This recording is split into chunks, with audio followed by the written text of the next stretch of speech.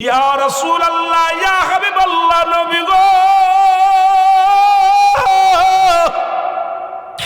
আপনার সাহাবীর তো জীবনটাও যায় না, মরণ হয় না, মৃত্যু যন্ত্রণায় ছটফট করে রে, মরণ হয় না, কালেমাও পড়ে না। নবী গো, আমরা আপনার কদমের মধ্যে আসছি।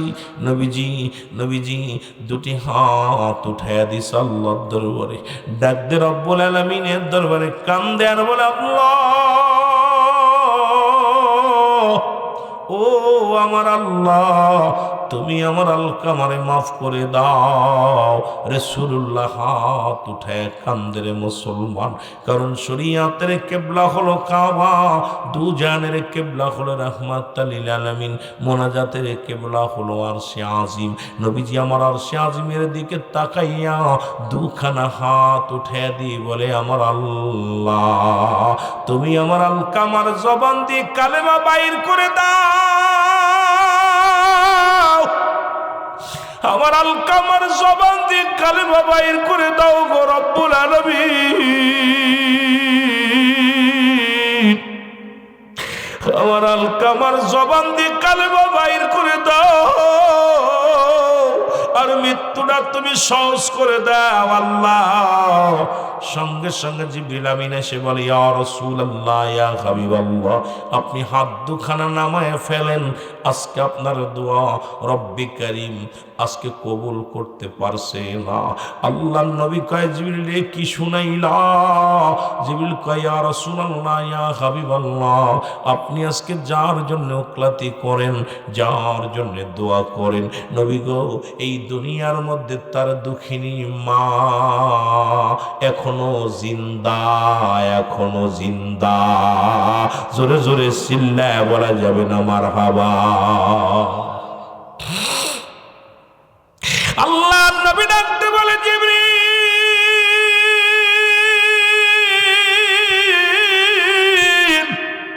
কি শুনাইলা রে, কি শুনাইলা? জিবরিল বলে, নবী গো, আজকে আপনার হাত দুখানা নামায়া ফেলেন গো, এখনো দুনিয়ার মধ্যে আলকামার মা জিন্দা আছে নবী গো। আমার নবী হাতটা নামায় ফেললেন, এক দড়ি চলে গেলেন আলকামার বাড়িতে, সালাম দে, আসসালামু আলাইকুম ইয়া আহলাল বাইত, আসসালামু আলাইকুম ইয়া আহলাল বাইত, আসসালামু আলাইকুম ইয়া আহলাল বাইত। আওয়াজের সালামের জবাব, ওয়ালাইকুম আসসালাম, কে তুমি? আমার নবী বলে, আমি রাহমাতুল লিল আলামিন। আলকামার মা বলে, মুহাম্মদ সাল্লাল্লাহু আলাইহি ওয়াসাল্লাম, আয় আয় আয়, ঘরের মধ্যে আসো। আমার নবী ডাক দে বলে, মা মা, আমি আগে জানতে চাই আমার আলকামা কি দুনিয়ার মধ্যে কোনো অপরাধ করেছিল? মা বলে, না রে বাজান, না, জীবনে এক ওয়াক্ত নামাজ ছাড়ে নাই। আমার আলকামা জীবনে একটা নামাজ, এক ওয়াক্ত নামাজ ছাড়ে নাই। আমার আলকামা কোনোদিন কাউকে একটা গালি দেয় নাই। আমার আলকামা জীবনে একটা রোজা ছাড়ে নাই। আমার আলকামা জীবনে কাউকে কটু কথা শোনাই নাই। আমার আলকামার মধ্যে এমন মানুষ এই জগতের মধ্যে হয় না। আমার আলকামার মতো ভালো মানুষ আমি দেখি নাই, দেখি নাই। এর আমার নবী ডাক দিয়ে কয়, মা মা, তাহলে মাগো, আমার আলকামার কেন মৃত্যু যন্ত্রণা হয়? আমার আলকামার জবান দিয়ে কেন আজকে কালেমা বাইর হয় না গো মা, মা মা গো। হিরে আমার আলকামার মরণ হয় না, কালেমাও পড়তে পারে না। মাগো, যদি এত বুজুর্গ মানুষ হইব, দুনিয়ার মধ্যে আমার আলকামা যদি কোনো অন্যায় না করব, আমি আমার সাহাবীদের পাঠাইলাম দোয়া করতে, আলকামার চারিপাশে দাঁড়াইয়া দাঁড়াইয়া সারাদিন দোয়া করেছে, সারাদিন কালেমা পড়েছে গো মা, তবু আমার আলকামার জবান দিয়ে বাইর হয় নাই, কালেমা বাইর হয় না।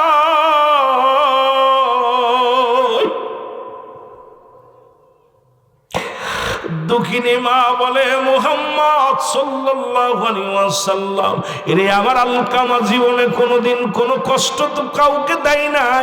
ডাকতে বলে, তাহলে কেন আলকামার জবানটা, কেন কালেমা বাইর হয় না, কেন মরণটা সহজ হয় না? এমন সময় মা বলে, বাবারে, আমার আলকামা পৃথিবীর মধ্যে সব ঠিক ছিল, তবে মা গো আপনি দোয়া করেন যেন আমার আলকামা মৃত্যুটা সহজ হয়। মা কয়, না না না, আমি দোয়া করতে পারবো না। কয়, কেন গো মা?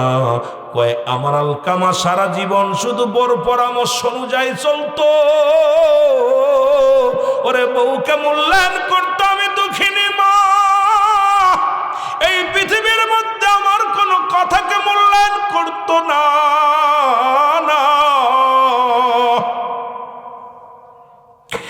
এরা যুবকেরা শোনো, নজর পড়ে আদর্শবান যুবকেরা শোনো, বউয়ের সঙ্গে আজকে মেশাল দাও। কয়, বউ বড় না মা মরো। আরে পৃথিবীর মধ্যে মায়ের সঙ্গে কোনো মেশাল চলে না রে, এই দুঃখিনী মার সঙ্গে কোনো মেশাল চলে না। নবী কয়, মা তুমি মাফ করে দাও। কয়, বাবা মুহাম্মদ, সারা জীবন আমার ছেলে শুধু বোর কথা মূল্যায়ন করত, বোর পরামর্শ শুনতো, আমি মার কোনো কথা কি গুরুত্ব দিত না। এই জন্য আমার কলিজার মধ্যে বড় কষ্ট পেয়েছি, এই জন্য আমি কষ্ট পেয়েছি, ওরে আমি ক্ষমা করতে পারি না। মার দুঃখিনীর কথা শুই না আমার নবী ডাকতে বলে, আলকামার মা, আপনি যদি আপনার সন্তানকে মাফ না করে ইন্তেকালের পরে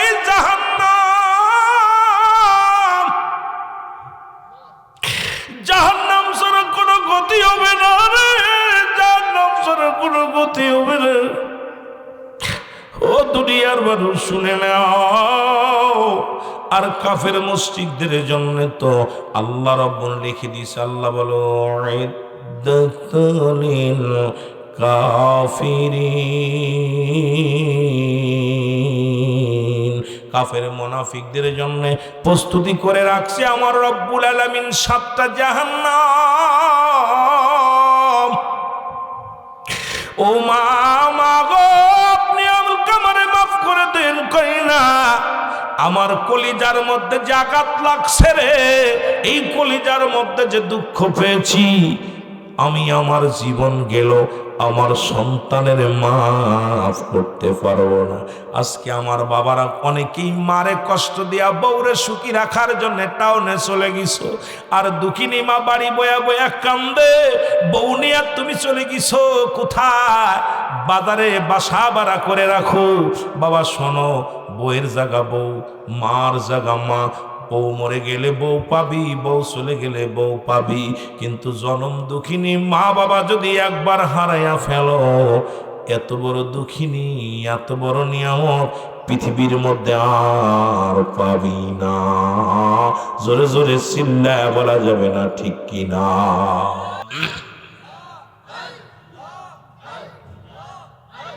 অগজাল্লা আল্লাহ নামের মালা গলে তোমরা পড়না, আল্লাহ আল্লাহ আল্লাহ আল্লাহ নামের তরি সরলাম বাউসা গরে, আল্লাহ আল্লাহ নামের তরি সরলাম ভব সাগরে।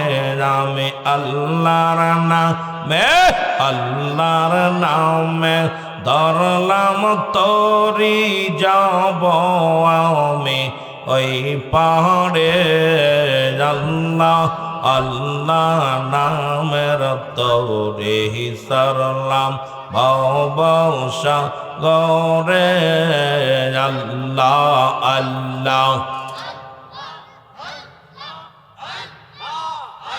আমি রসুল নামে ধরলাম তরি, রসুল নামে ধরলাম তরি, যাব আমি ওই পাড়ে, আল্লাহ আল্লাহ নামের তরি সরলাম ভব সাগরে আল্লাহ আল্লাহ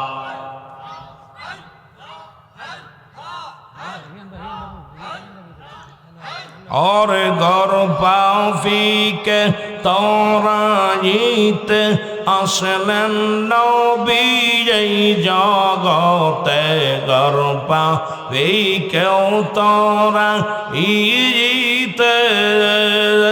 और আসলেন নবী আমার এই জগতে পাও ফেরো ব্যথায় কাঞ্চন নবী আমার পাও ফেরো ব্যথায় কাঞ্চন নবী দিবারাত ধরাতে আল্লাহ আল্লাহ নামের তরি সরলাম ভব সাগরে আল্লাহ আল্লাহ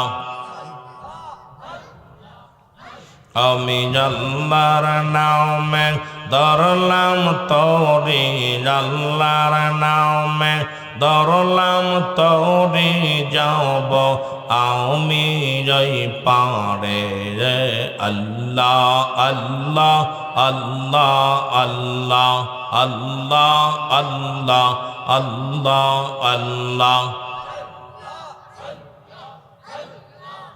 লা ইলাহা ইল্লাল্লাহু মুহাম্মাদুর রাসূলুল্লাহ সাল্লাল্লাহু আলাইহি ওয়াসাল্লাম বালাগাল উলাবি কামালিহি কাশাবাত তুজা বিজামালিহি حسنت جميع خصاله صلوا عليه وآله ভাই বক্সগুলো বন্ধ করে দেন বক্স দুইটা বন্ধ খালি মাইকে চালান টোনটা বাড়াই একটু মেরে দেন আলহামদুলিল্লাহ আজকের এই নজরপুর আদর্শ যুব সংগঠনের উদ্যোগে প্রবাসীদের উদ্দেশ্যে আজকের এই প্রবাসীদের উদ্যোগে 14তম বাৎসরিক ওয়াজ ও দোয়ার মাহফিল রব্বুল আলামিন আজকের এই মাহফিল আপনাকে আমাকে আসার মতো বসার মতো সুযোগ দান করল উচ্চ কণ্ঠে আওয়াজ দেবেন আলহামদুলিল্লাহ আজকের এই মাহফিল থেকে সালাম ও কদম জানাই কুল কায়নাতের নবী নবীদের নবী রাহমাতাল লিল আলামিনের পুত পবিত্র কদম মোবারক সাউন্ডার একটু বাড়ায় রাখতে হবে একটু টন দেন টিকো মারেন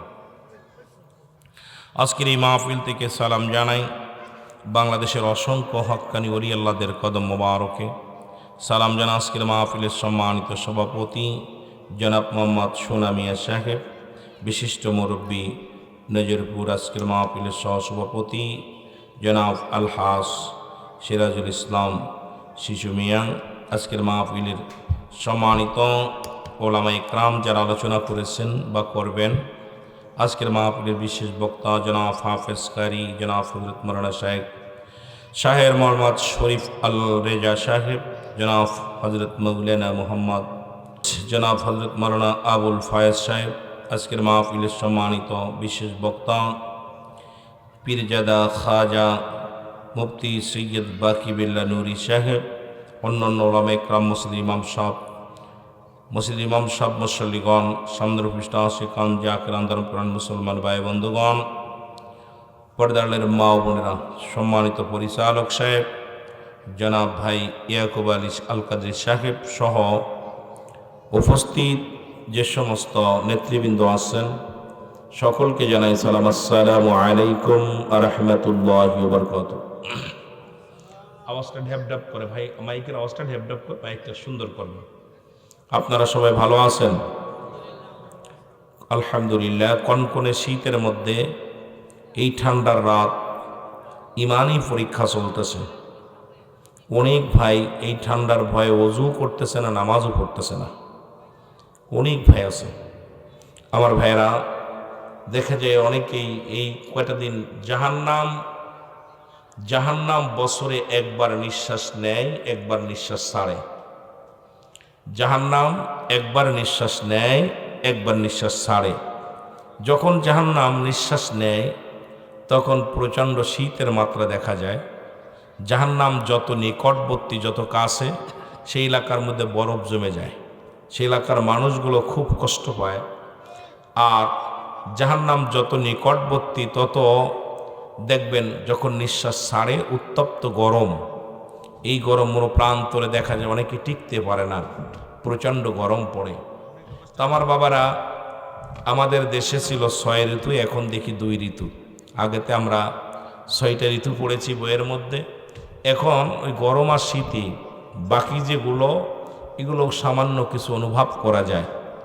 তার মধ্যে দিয়েও বাংলাদেশের মানুষ আমরা অনেক শান্তির মধ্যে আছি। বাংলাদেশের মধ্যে অনেক শান্তিপ্রিয় আবহাওয়া ওলি আল্লাহদের খাতিরে রব্বুল আলামিন দান করেছে। যেহেতু অসংখ্য আল্লাহর ওলিরা এই বাংলার জমিনে শুয়ে আছে, তাদের ওসিলায় রব্বুল আলামিন আমাদের উপরে রহম করেছে। জোরে বলেন ঠিক কিনা? আর একটু জোরে বলেন ঠিক কিনা? সেহেতু আমরা যেহেতু আজকের মাহফিলে বসেছি, মহব্বতের সঙ্গে উচ্চ কণ্ঠ আওয়াজ দিয়ে বলেন আল্লাহুম্মা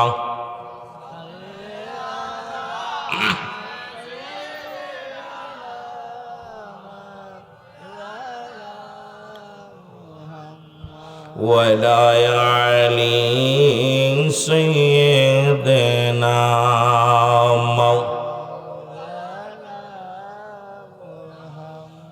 এ ভাইরা আমার, বন্ধুরা আমার, আল্লাহ রাব্বুল আলামিন রিয়াজুল জান্নাহ বেহেশতের বাগানে আসার মতো বসার মতো সুযোগ দান করল। এ সময় কত মানুষ জেলখানায়, কত মানুষ হাসপাতালে, কত মানুষ মৃত্যুশয্যায় সজ্জিত।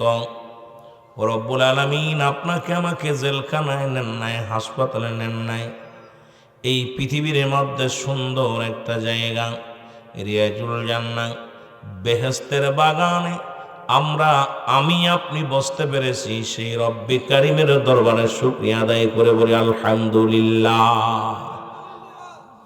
এই আলহামদুলিল্লাহর কথাটা একটু বুঝাইতে যায়, আমরা একটু পিছনে চলে যাই। ও যুবক, মূসা আলাইহিস সালাম রব্বুল আলামিনের সঙ্গে দেখা করার জন্য রওনা হয়ে গেলেন। আমার দাদু ভাইয়েরা, এই পৃথিবীর মধ্যে আদম নবীর সঙ্গে জিবরিল আমিনের সাক্ষাৎ হয়েছে কয়বার? 12 বার। ইদ্রিস আলাইহিস সালামের কাছে আদম আলাইহিস সালাম আছে 4 বার। ঈসা আলাইহিস সালামের কাছে মুসলমান মূসা আলাইহিস সালামের কাছে, এই পৃথিবীর মধ্যে ইব্রাহিম আলাইহিস সালামের কাছে 42 বার, মূসা আলাইহিস সালামের কাছে 24,000 মুসলমান 450 বার। আর আমার আপনার নবীর কাছে জিবরিল আমিন আগমন করেছে মাত্র 24,000 বার। জোরে বলো মারহাবা। ভাই, এই যে মাইকটার টোনটা ডবল আসে, এটা ঠিক করেন। আওয়াজটা ডবল বাড়ি মারলে আওয়াজ করতে কষ্ট। হ্যাঁ, বিল্ডিং এর মাইকটা ঘুরে দেন একটু, যে অন্যদিক ঘুরে দেন। আমার ভাইয়েরা, আমার বন্ধুরা আমার, দেখছেন আওয়াজ ফিরে আসে। আমার বন্ধুরা আমার, যে কথা বলতেছিলাম, আমার বন্ধুগণ আমার, এতে ডিস্টার্ব হয় প্রচুর মাইক, ওটা একটু ঘুরান, তাড়াতাড়ি ঘুরান, ধরে যায়। হ্যাঁ, ঘুরাই দেন একটু। যে কথাগুলো বলি, মূসা আলাইহিস সালাম যখন রব্বে কারীমের সঙ্গে দিদারের জন্য যায়, 3 জন মানুষের সঙ্গে মূসা আলাইহিস সালামের সাক্ষাৎ হয়। ডাক দেব আল্লাহর নবী, মূসা কই যাও গো? আমি যাইতেছি রব্বে কারীম আল্লাহর সঙ্গে দেখা করার জন্য যায়। নবী মূসা রে, আমি একটা নালিশ দিব তোমার রব্বে কারীমের কাছে, আমার নালিশটা তুমি নিয়ে যাবানি, আমার আল্লাহরে জিগাইবানি, এই পৃথিবীর মধ্যে এত ধন সম্পদ, এত টাকা পয়সা আমার আল্লাহ দান করেছে, এগুলো কি কাজ করলে, কি আমল করলে এই ধন সম্পদ কমে যাবে, তুমি আমার একটু জানায়া দিবা। অনেক টাকা পয়সা হয়েছে, এগুলো কেমনে কি করলে খরচ করা যাবে, কি করলে শেষ হয়ে যাবে, একটু শুনে আসবা। আল্লাহর নবী মূসা বলে, নিলাম তোমার নালিশ, আমি নিলাম। খুব খেয়াল করবেন মুসলমান, আমি এখনো ভূমিকার মধ্যে যাই না, আলোচনা শুরু করলাম মুসলমান একটু বোঝানোর জন্য। আর একজন ব্যক্তি ডাকতে বলে, আল্লাহর নবী মূসা আপনি কই যান? আমি যাইতেছি রব্বুল আলামিনের সঙ্গে সাক্ষাৎ করতে যায়। কই নাই মূসা রে, আর তোমার আল্লাহরে জিগাইবানি এই দুনিয়ার মধ্যে আমার মতো গরিব মানুষরে কেন বানাইলো? আমার তো একটা ঘর, ছোট্ট একটা কুড়ে ঘর ছাড়া আর কিছু নাই, টাকা নাই, পয়সা নাই, মানুষের বাড়ি বাড়ি চেয়ে চেয়ে খায়। তোমার আল্লাহরে জিগাইবা আমি কি আমল করলে, কি করলে আমি ধনী হতে পারবো, বড় লোক হতে পারবো, এইটা তোমার আল্লাহরে জিগাইবানি। মুসা আলাইহিস সালাম বলে তোমার নালিশটাও নিলাম। সুবহানাল্লাহ বলেন না? দুজনের নালিশ নিছে। প্রতিমধ্যে আর একজন ব্যক্তির সঙ্গে দেখা, প্রতিবন্ধী, হাত নাই, পা নাই, রাস্তার করে দাঁড়ায় দাঁড়ায় বসে বসে কান্দে, ঘোরাঘুরি করে। নবী মুসা এই পথ দিয়ে যাইতেছিলেন, ডাক দিয়ে বলেন, নবী মুসা রে তুমি কই যাও? আমি যাইতেছি রব্বি কারিমের সঙ্গে সাক্ষাতে যাইতেছি। বলে তোমার আল্লাহরে জিগাইবানি আমার মতো প্রতিবন্ধী, আমার হাত নাই, পা নাই, আল্লাহ রাব্বুল আলামিন কেন আমারে পাঠাইলো দুনিয়ার মধ্যে? আমারে দিয়া কোনো কাজে লাগবে নি, তোমার মাওলারে জিগাইবানি। মুসা আলাইহিস সালাম বলে নিলাম, তোমার নালিশটাও নিলাম। খুব খেয়াল করবেন, তিনজন মানুষের নালিশটা নিয়া মুসা আলাইহিস সালাম রব্বুল আলামিনের সঙ্গে দিদার করতে গেলেন। সর্বশেষ দিদার, সর্বশেষ কথা হবে, কথা হবে। প্রথমেই বনি ইসরায়েলদের জন্য মুসা আলাইহিস সালাম বললেন, আল্লাহ আমার বনি ইসরায়েলের মানুষগুলো আমার কাছে দাবি করছে, কারণ তোমার আজরাইল তো আমার কাছে এসে বলেছে তুমি কদিন বাঁচতে চাও? মুসা আলাইহিস সালাম বললেন, কদিন? 1 বছর পরে, 2 বছর, 5 বছর, 10 বছর, 20 বছর, 50 বছর যদি বাঁচতে চান তাহলে আপনাকে আল্লাহ দুনিয়ার মধ্যে রাখবে। অথচ আমি সেদিন জিগাইলাম তারপরে কি হবে? তোমার আজরাইল বলছে তারপরে তোমার মরা লাগবে। চিন্তা করলাম মরায় যেহেতু লাগবে তাহলে আর 20 বছর 50 বছর বেঁচে থেকে লাভ কি? এত কষ্ট করে মরতে যেহেতু হবে, আগে আগেই দুনিয়া থেকে বিদায় নিয়ে যায়। জোরে বলেন মারহাবা। যেহেতু 20 বছর 50 বছর পরও মরা লাগবে, বেঁচে থাকা যাবে না। কুল্লু নাফসিন যায়কাতুল মাউত, প্রতিটা প্রাণীর মৃত্যুর স্বাদ গ্রহণ করতে হবে, বাঁচার মতো কোনো পথ নাই। জোরে বলেন আছে নাকি? জোরে বলেন আছে? 40 বছর 50 বছর 80 বছর 90 বছর বাঁচছেন, তারপরে আবার দুনিয়া থেকে চলে যেতে হবে। এটা চিরস্থায়ী ঠিকানা না, চিরস্থায়ী ঠিকানা হলো আপনার আমার কবর। আমার বন্ধুগণ, আমার মুসা আলাইহিস সালাম বললেন, রব্বুল আলামিন আমি শুরুতে আমার জাতির জন্য আপনার কাছে কিছু চাই, সেটা হলো আমার কওমের জন্য। আমার কওমের লোকেরা বলছে, আল্লাহ কওমের লোকেরা বলছে নবী মুসা রব্বুল আলামিন বলবা সেজন্য আমাদের উপরে রহম করে, কারণ তুমি তো বুড়া হয়ে গেছো, যে কোনো মুহূর্তে চলে যেতে পারো। রব্বুল আলামিন যেন আমাদের খাবার ব্যবস্থা করে দেয়, শস্য শ্যামলগুলো সুন্দরভাবে করে দেয়। এইটা আমি আপনার কাছে দাবি করি, আমার কওমের যারা আছে তাদেরকে একটু সুন্দর খাবার ব্যবস্থা করে দিবেন। জোরে জোরে বলেন মারহাবা। আল্লাহ রাব্বুল আলামিন ডাক দিয়ে বলে, মুসা রে তোমার হাতে কি বলে? লাঠি। ওই লাঠি দিয়ে আঘাত করো। কিসের মধ্যে? পাহাড়ের মধ্যে আঘাত করো। পাহাড়ের মধ্যে মুসলমান আঘাত করলেন। এই পাহাড়ের মধ্যে যখন আঘাত করার সঙ্গে সঙ্গে বিশাল একটা নদী পাইলেন। মারহাবা বলেন না? নদীর মধ্যে বলে আবার আঘাত করো। আঘাত করার সঙ্গে সঙ্গে দেখলেন একটা পাথর। এই পাথর মুসা নবীকে ডাক দিয়ে বলে, এই পাথরের মধ্যে তুমি আঘাত করো। পাথরের মধ্যে যখন আঘাত করলেন, আঘাত করার সঙ্গে সঙ্গে দেখে পাথরের মধ্যে একটা হরিণ তাজা ঘাস মুখে নিয়ে দাঁড়ায় আছে। জোরে বলা যাবে না মারহাবা। মুসা নবী আশ্চর্য হয়ে গেল, পাহাড়ের ভিতরে নদী, নদীর ভিতরে পাথর, পাথরের মধ্যে হরিণ। আমার আল্লাহ বলেন, মুসারে দেখছো নি? এই পাহাড়ের মধ্যে সাগর, সাগরের মধ্যে নদী, নদীর মধ্যে হরিণ, পাথর, পাথরের মধ্যে হরিণ আছে। এটাকে আমি খাওয়াই। সুতরাং আমি হলাম সৃষ্টিকর্তা, আমি রব। তামাম তোমার শুধু ওই বনি ইসরায়েল নয়, গোটা কুল কায়নাতের সমস্ত পশু পাখি, সমস্ত কীট পতঙ্গ যা কিছু আছে সব কিছু আমি রব্বে কারিম খাওয়া। আর একটু জোরে বলেন না? খুশি আর নাই খবরটা হই না? খালি কি মানুষরে খাওয়ায়? আল্লাহ কি মানুষরে খাওয়ায়? মুসা আলাইহিস সালাম লজ্জা পেয়ে গেলেন, কয় রব্বুল আলামিন আমার আর বুঝতে বাকি নাই। কয় ও মুসা, তুমি চিন্তা করো তোমার কমের লোকদের নিয়া, আর আমি চিন্তা করি গোটা কুল কায়নাত নিয়া। সুতরাং পানির মধ্যে উপরে মুসলমান, ঈশ্বরতলা জমিনের মধ্যে যা কিছু আমার সৃষ্টি জগতে আছে সব কিছু নিয়ে আমি রব্বুল আলামিন সবগুলোকে নিয়ে চিন্তা করি। আর তুমি তোমার শুধু একটা কমের লোকদেরকে নিয়ে চিন্তা করো। শুনে রাখো, শুনে রাখো, কারণ সমস্ত কীটপতঙ্গর খাওয়ানোর মালিক হলাম আমি।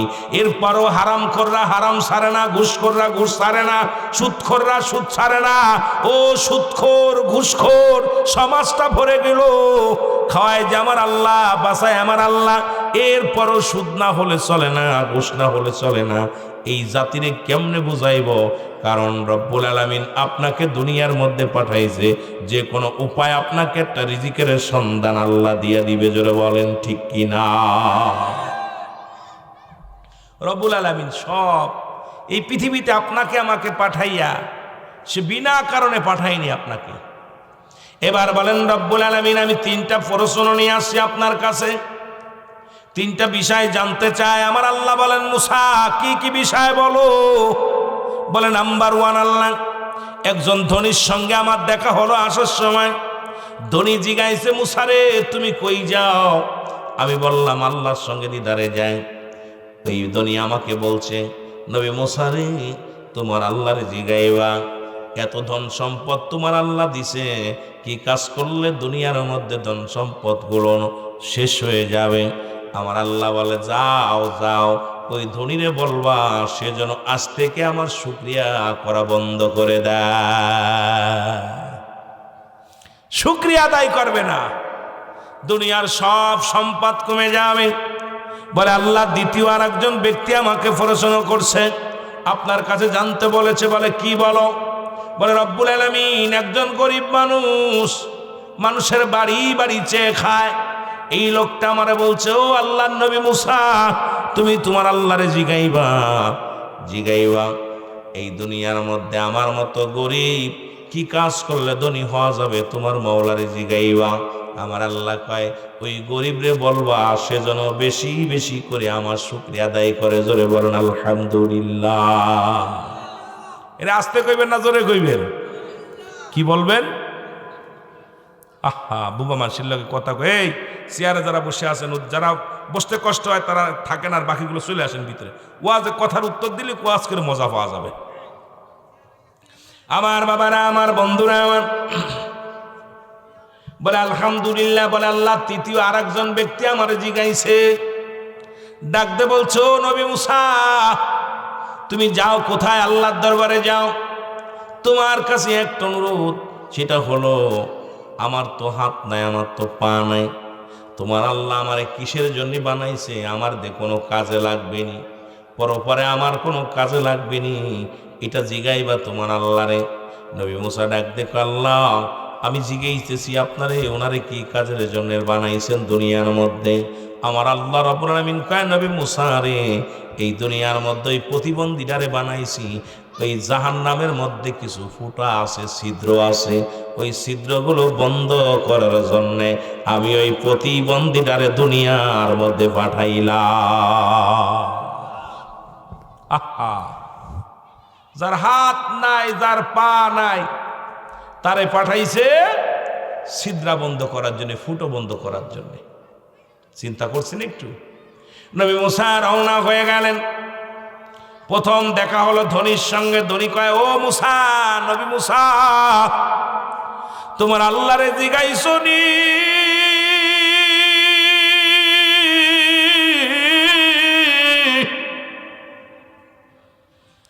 নবী মুসা বলে, ধনী আমার মাওলারে জিগাইছি, আমার মাওলা বলেছে, আমার মাওলা বলেছে রে, শুনে নাও, শুনে নাও, তুমি আজ থেকে আর শুকরিয়া আদায় করবা না।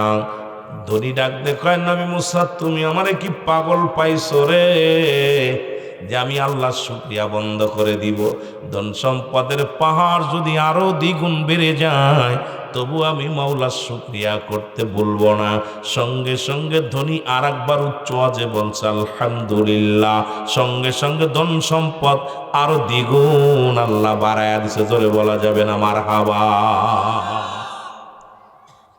মাইকে টানছে কম কথাগুলো, একটু আওয়াজ আর একটু বাড়াই দিও। না না ইকো ইকো কি ইকো ইকো কমাই দেন, ইকো কমাই দেন, কমাই দেন, কমাই দেন, আওয়াজটা বাড়াই দেন। যেটা বলতেছিলাম আমার বাবারা আমার, এবার চলে গেলেন ওই ব্যক্তি। যা দেখে ওই গরিব গরিব মহিলা ডাকতে বলে নবী মুসা তোমার আল্লাহরে জিগাইছো নি? জিগাইছো? কহ জিগাইছি। তোমার আল্লাহ কি কইছে বলো? বলে আমার আল্লাহ বলছে রে ও মহিলা, আজ থেকে তুমি বেশি বেশি করে শুকরিয়া আদায় করবা তুমি রব্বি কারিমের। সঙ্গে সঙ্গে মেয়েটা ক্ষিপ্ত হয়ে বলে এ নবী মুসা তোর আল্লাহর শুকরিয়া আদায় করব কেন? তোর আল্লাহ আমারে কি দেশে রে? সারাদিন ভরে মানুষের বাড়ি বাড়ি সে খায়, তোর আল্লাহ শুকরিয়া আদায় করব এমন কি জিনিস আমারে দান করেছে? সঙ্গে সঙ্গে মুসলমান একটা তুফান আসলো। তুফান আসিয়া মহিলার ঘরটা যেখানে সারাদিন ভরে শরম দিয়ে আসিয়া সারাদিন ভরে ঘোরাঘুরি করে রাত্রে সে ঘুমাইতো, এই ঘরটা একবারে গুঁড়ো গুঁড়ো করে থুয়ে চলে গেল। বাতাসে উড়ে গেল। এবার মেয়েটা ডাকতে বলে নবী মুসা রে, সারাদিন যদিও মানুষের দ্বারে দ্বারে ভিক্ষা চাইতাম, মানুষের বাড়ি বাড়ি যেয়ে খাইতাম, রাত হলে একটু মাথাটা ঠাই দিতাম, মাথাটা গোজার জায়গা ছিল। তোর আল্লাহ সেটাও নিয়ে গেল। আমার বুঝতে বাকি নাই যে হালাতে থাকি আমার আল্লাহর শুকরিয়া আদায় করার দরকার। সঙ্গে সঙ্গে ওই মহিলা বলে আলহামদুলিল্লাহ, বলার সঙ্গে সঙ্গে আবার আল্লাহ রাব্বুল আলামিন সুন্দর ঘর সুন্দর বাড়ির ব্যবস্থা করে দিছে। জোরে বলা যাবে না সুবহানাল্লাহ। যে হালাতে থাকেন ওয়াজটা বুঝানোর হালাতটা বোঝেন, কিছু একটু বুঝবেন একটু। আপনি যে হালাতে থাকেন, অসুস্থ আছেন আলহামদুলিল্লাহ, যে খেয়ে আছেন আলহামদুলিল্লাহ। আরে ভাই কত আমরা যে শিরকি গুনাহ করি, কত যে শিরকি গুনাহ করি, একটুতে একটু আরে আল্লাহ আমারে এটা দিছে ওটা দিছে, আমারে আর মানুষ পাই নাই খালি আমারে দিছে। ছেলেটা ছিল বিলে বাঁচছিলাম, ওষুধ ছিল বিলে বাঁচছিলাম, ডাক্তার ছিল বিলে বাঁচছিলাম। বাঁচানোর মালিক কে? আরো জোরে বলেন বাঁচানোর মালিক কে? আল্লাহ রাব্বুল আলামিন। এবার নবী মুসা চলে গেলেন ওই প্রতিবন্ধীর কাছে। প্রতিবন্ধী দেখে বসে আছে, পথের মধ্যে বসে আছে নবী মুসার সঙ্গে দেখা করার জন্য। সালাম দা আসসালামু আলাইকুম নবী মুসা। ও নবী মুসা তুমি কি তোমার মাওলার জিগাইছো নি? নবী মুসা কয় হ। তোমার আল্লাহ কি কইছে বলো? কয় প্রতিবন্ধীর এই কথা যদি তোমারে বলি তুমি কষ্ট পাবা। কয় যত কষ্ট পায় তোমার বলা লাগবে, কারণ আমারে কি বিনা কারণে দুনিয়ায় পাঠাইলো? আমার যদি কাজেই না লাগবে আল্লাহ কেন আমারে পাঠাইলো? ডাক দে কয় নবী মুসা শোনো, তাড়াতাড়ি বলো আমার আল্লাহ রাব্বুল আলামিন কি বলছে। সঙ্গে সঙ্গে সঙ্গে সঙ্গে লোকটা ডাক দে কয় আল্লাহ নবী মুসা ডাক দেখো প্রতিবন্ধী, আল্লাহ রাব্বুল আলামিন বলছে তোমারে দিয়া জাহান্নামের গায়ের মধ্যে কিছু ছোট ছোট ফুটা আছে, ছিদ্রা আছে, এই ছিদ্রাগুলো বন্ধ করবে। সঙ্গে সঙ্গে প্রতিবন্ধী উচ্চ আওয়াজে ডাক দে বলে আলহামদুলিল্লাহ। জোরে বলেন না, জোরে বলেন। কি বলছে? আহা আলহামদুলিল্লাহ। আল্লাহ ডাক দে বলে জিবরিল তাড়াতাড়ি যা আমার নবী মুসারে যে ডাক দে বলো, ডাক দে বলো ওই লোকটারে আমি আল্লাহ পাক জাহান্নামের ছিদ্রা বন্ধ করার জন্য বানাইছিলাম, তারে যে ঘোষণা করে দাও ওর জন্য আমি আল্লাহ রাব্বুল আলামিন 8টা জান্নাতের দরজা মুক্ত করে দিলাম। কারণ এত দুঃখের খবর শুনিয়া যে ব্যক্তিরে দিয়া জাহান্নামের ছিদ্রা বন্ধ করবে, এটাও শুনিয়া আমি আল্লাহ শুকরিয়া আদায় করে এই লোকটারে আমি আল্লাহর জান্নাত দান করলাম। জোরে বলেন সুবহানাল্লাহ। আর একটু জোরে বলেন, আর একটু জোরে বলেন। সুতরাং নাফরমানীদের স্থান হবে জাহান্নামের তলদেশে। জাহান্নামীরা ভয়াবহ অবস্থা হবে। মুসলমান শোনো, রাহমাতুল আলামিন যখন এই যে সেই রজবের মাস, যে মাসে রাহমাতুল আলামিন 14ই রজব, মুসলমান শুনে না, রাহমাতুল আলামিন যখন আল্লাহর নৈকট্য হাসিল করলেন, জান্নাত জাহান্নাম দেখলেন, দেখা পর নবীজি জাহান্নামগুলো ঘুরে ঘুরে দেখলেন, সাততলা জমিনের মধ্যে গেলেন, সব জায়গায় গেলেন। আমার বাবারা, আমার বন্ধুরা, আমার গভীর মনোযোগ। জিবরিল আমিন জিগায়, বলে ইয়া রাসূলুল্লাহ, ইয়া হাবিবাল্লাহ, নবী গো, এই পৃথিবীর মধ্যে আমি আদমের কাছে গেলাম, আজ পর্যন্ত আল্লাহকে পাইলাম না, আল্লাহকে দেখার বড় শখ, আমি জিবরিল আমিন আজ পর্যন্ত আমার মাওলারে দেখি নাই। এই সেই মাস, খুব গুরুত্ব, অনেক ওয়াজ করা লাগবে, দেখা যাক কোন দিক থেকে কোনে যাওয়া যায়। আদম আলাইহিস সালামের কাছে গেলাম 12 বার। কয়বার? জোরে বলেন, কয়বার? 12 বার। আদম নবীর কাছে খবর নিয়ে আসলাম। কে খবর দেয়? আমি বার্তাবাহক, কিন্তু কে আমারে জানায়, কে আমারে খবর দেয়? সেই রব্বে কারিম কাজ পর্যন্ত আমি দেখি নাই। আমার নবী গো, শুধু আদম আলাইহিস সালামের কাছে নয়, ইদ্রিস আলাইহিস সালামের কাছে গেলাম 4 বার। আমি খবর নিয়ে গেলাম, কে আমারে পাঠাইলো, হুকুম তালিম করলাম, আজ পর্যন্ত হুকুম দাতারে দেখি নাই। আমার বন্ধুরা, আমার শুনে নাও, হুকুম দাতারে আমি জিবরিল আমিন দেখতে পারি নাই। আমার বন্ধুগণ আমার, আর শুধু তাই নয়, ইব্রাহিম আলাইহিস সালামের কাছে গেলাম 42 বার। একবার নয়, 2 বার নয়, 42 বার আগমন করলাম। শুধু হুকুম পাই ইব্রাহিম আলাইহিস সালামের কাছে যায়, কিন্তু কে আমার হুকুম দেয়, হুকুম দাতারে চিনতে পারি নাই। আমি গেলাম মুসা আলাইহিস সালামের কাছে, 450 বার আমি দেখা করেছি, মুসা আলাইহিস সালামের সঙ্গে কথা বলেছি, কিন্তু আজ পর্যন্ত হুকুম দাতারে খুঁজে পাই নাই, একটা দিন খুঁজে পাই নাই। শুধু তাই নয় নবী গো, আপনার কাছে আমি 24,000 বার আসলাম। কতবার? 24,000 বার আসলাম, আপনারে দেখি, কিন্তু কে আমারে পাঠায়, সে হুকুমদাতা, সেই মালিকরা আমি পাই না। মালিক শুধু হুকুম দেয়, যাও যাও, আমি চলে আসি। ইয়া রাসূলুল্লাহ, ইয়া হাবিবাল্লাহ, আমার মনে বড় দুঃখ, সারা জিন্দেগি ঘোরাঘুরি করলাম, কিন্তু আল্লাহ দেখার ঠিকানা আজ পর্যন্ত আমি জিবরিল পাই না।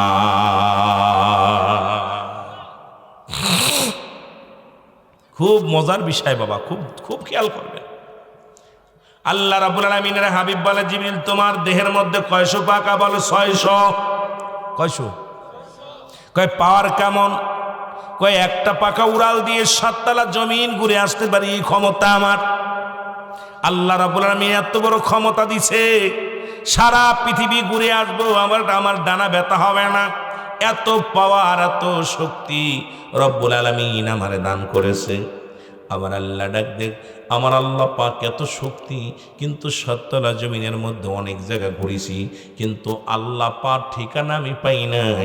জিবরিল আমিন কয়, আমার আল্লাহর নবী ডাক দেখায়, জিবরিল রে, তুমি যাও যাও, আল্লাহকে খোঁজো, এই 7 তলা জমিনের মধ্যে খুঁজে বাবা। সব জায়গা জিবরিল আমিন যে উড়াল দিছে, ডানাগুলো সব ব্যথা। বলি, ইয়া রাসূলুল্লাহ, ইয়া হাবিবাল্লাহ, আমাদের ডানাগুলো অকার্য হয়ে গেছে, আমি তো নড়াইতে পারিনি, 1টা 2টা পাখা উড়াল দিলে 7 তলা জমিন ঘুরে আসতাম, কিন্তু আজকে যে এমন ব্যথা হলো, অবাস হয়ে গেছে, আমার তো অঙ্গ প্রত্যঙ্গ চলে না। নবীজি দোয়া করলেন জিবরিলের জন্য, আল্লাহ তুমি জিবরিলের জন্য দোয়া করে দিলাম, রব্বুল আলামিন জিবরিল তোমারে খুঁজতে যায়, এই সুযোগটাকে দিয়ে দাও, ঘুরে ঘুরে দেখুক, দেখার সুযোগটা দিয়ে দিলেন। সঙ্গে সঙ্গে আবার এই পাখার শক্তি ফিরে পানেন।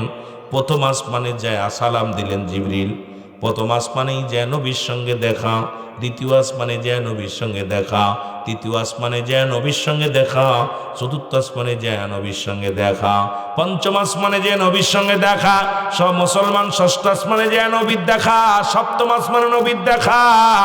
জোরে বলেন না মারহাবা। সমস্ত আসমান জমিনের মধ্যে তন্ন তন্ন করে ঘুরে আসলেন। জান্নাতের মধ্যে গেলেন নবীজি, জাহান্নামের গেটে গেলেন নবীজি, খুবই আর খুব খেয়াল। কোন নবীর উম্মত আমরা? নবী বলেন হায়াতি খায়রুল লাকুম, আমার হায়াতের জিন্দেগিটা আমার উম্মতের জন্য কল্যাণ স্বরূপ।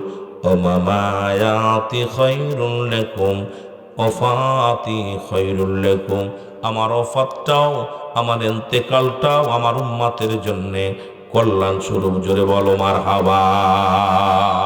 আল্লাহ নবী কি করলেন? মুসলমান বাবারা আমার, আল্লাহ নবী চলে গেলেন। এবার বলে জিবরিল রে ঘুরে আসো, ঘুরে আসি। জিবরিল আমিন বলে ইয়া রাসূলুল্লাহ, ইয়া হাবিবাল্লাহ, সারা আসমান, সারা জমিন, সাততলা জমিন আমি তন্ন তন্ন করে ঘুরলাম, খোদার কসম আল্লাহর সঙ্গে আমার দেখা হয় নাই। জিবরিল আমিন আল্লাহরে খুঁজে পাই নাই। নবীজি ডাকতে বলে জিবরিল মনে রাখো, তুমি কি আল্লাহকে দেখতে চাও? বলে জি হুজুর। তাহলে শুনে রাখো, কি দেখলা? বলো হুজুর প্রথম আসমানে আপনি, দ্বিতীয় আসমানে আপনি, চতুর্থ আসমানে আপনি, পঞ্চম আসমানে আপনি, জান্নাতের মধ্যে আপনি, যেখানে যাই সেখানে আপনি নবী গো, আপনাকেই শুধু দেখতে পাইলাম। আমার নবী বলে শোনো জিবরিল শোনো, ওই আল্লাহ পাওয়ার ঠিকানা হলো তোমার নবী রাহমাতাল লিল আলামিন। আসতে কইলেন আল্লাহ পাক ঠিকানা কে? রাহমাতাল লিল আলামিন। এই জন্য নবীকে বাদ দিয়ে যারা আল্লাহকে পাইতে চাই কাফের। নবীকে বাদ দিয়ে যারা আল্লাহকে পাইতে চাই এরা হলো আল্লাহওয়ালা কাফের। তারা নবী লাগে না, নবীর কথা শুনলেই তাদের ভালো লাগে না, নবীর শান মান শুনলেই তাদের মনটা খারাপ হয়ে যায়, রাসূলুল্লাহর নাম শুনলেই তাদের কলিজার মধ্যে আঘাত লাগে। আর আল্লাহকে যদি চিনতে হয়, আল্লাহকে যদি পাইতে হয়, তাহলে আগে আমার রসুলের দরকার, যেটা কাজী নজরুল ইসলাম বলে গেছেন, আল্লাহকে যদি পাইতে চাও হযরতকে ভালোবেসে, বলো আল্লাহকে যদি পাইতে চাও হযরতকে অরশ কুরসি দেখায় তারে, অরশ কুরসি দেখায় তারে, না চাইতে পায়সে, আল্লাহকে যদি পাইতে চাও হযরতকে ভালোবেসে, হযরতকে ভালোবেসে। জোরে বলো মারহাবা। আল্লাহ পাক ঠিকানা হলো নবী মুহাম্মাদুর রাসূলুল্লাহ সাল্লাল্লাহু আলাইহি ওয়াসাল্লাম। জোরে বলেন মারহাবা। আমার বন্ধুগণ আমার, সেই নবীজি আসলেন উম্মতের কান্ডারি হইয়া। দরদি নবী দিদার করলেন, মিরাজ করলেন, এই অদ্য গমন করলেন বাইতুল মুকাদ্দাস থেকে। আমার বাবারা আমার শুনে নেও, সমস্ত নবীগণ অপেক্ষা করতেছিলেন কে হবে ইমাম, কারণ নামাজের ইমামতি করবে কে। কেউ কেউ চিন্তা করলেন ইব্রাহিম নবী করবেন, কেউ কেউ চিন্তা করে আদম আলাইহিস সালাম করবে, কেউ কেউ চিন্তা করে মুসা আলাইহিস সালাম করবেন। কিন্তু মুসলমান শোনো, শুনে নাও, শোনো নাও, এই বাইতুল মুকাররম মুসলমান, বাইতুল মুকাদ্দাস থেকে মুসলমান আমার বাবারা আমার ইমামতি করলেন কে? আমার নবী রাহমাতুল লিল আলামিন হলেন সমস্ত নবীদের ইমাম। জোরে বলেন মারহাবা। এ আমার ভাইয়েরা, আমার বন্ধুরা আমার, এই নবী আমার কোথায় গেলেন? জান্নাত জাহান্নাম দেখলেন, রব্বুল আলামিনের সঙ্গে সাক্ষাৎ করলেন। আম্মা জান আয়েশাকে বললেন, আয়েশা রে, ওই জাহান্নামগুলো আমি ভয়ঙ্কর দেখলাম। ওই জাহান্নামের মধ্যে যা দেখি অধিকাংশ জাহান্নামের মধ্যেই নারী সংখ্যা জাহান্নামী। ওই জাহান্নামের মধ্যে দেখি অধিকাংশ জাহান্নামীরাই হলো মেয়ে মানুষ, নারী জাতি। জোরে জোরে চিল্লায় বল আল্লাহু আকবার। জাহান্নামের ভিতরে ধনীরা বেশি, বেশিরভাগ ধনীরা। আম্মা জান আয়েশা বলে, ইয়া রাসূলুল্লাহ, ইয়া হাবিবাল্লাহ, ওই জাহান্নাম, 7টা জাহান্নামে আপনি কি দেখলেন? বলে এর আইসারে শোনো, অধিক পরিমাণ নারীগুলো জাহান্নামের মধ্যে। আর ওই জাহান্নামের নিম্ন স্তরে একটা জায়গা আছে উব্বুল ফজল, যেখানে হলো তার পাশে একটা আগুনের নদী আছে। এই নদীর মধ্যে জাহান্নামীরা যা মালিক ফেরেশতা তাদেরকে নিয়ে তাদেরকে ছুঁড়ে মারা হচ্ছে। আর এই নিম্ন কাতারের জায়গা হবে একমাত্র মুনাফিকদের জায়গা। মুসলমান শুনে নাও, মুনাফিকদের স্থান হবে জাহান্নামের সর্বনিম্ন স্তর। কারণ তৎকালীন জামানার মধ্যে ছিল মুনাফিকগুলো। বাংলাদেশে এখন অসংখ্য মুনাফিক, তারা মুখে মুখে শেখ ফরিদ বগলে একই, কারণ মুখে বলে একটা, অন্তরে করে আর একটা। এই মুনাফিকদের স্থান হবে জাহান্নামের সর্বনিম্ন স্তরে। আর ওই জাহান্নামের নবীজি বললেন, একটা আগুনের নদীর মধ্যে দেখলাম একদল মানুষ আগুনের গুল্লা খাইতেছে। নবী বলেন, ওরা কারা? আম্মাজান বলে, ইয়া রাসূলুল্লাহ, ইয়া হাবিবাল্লাহ, ওরা কারা?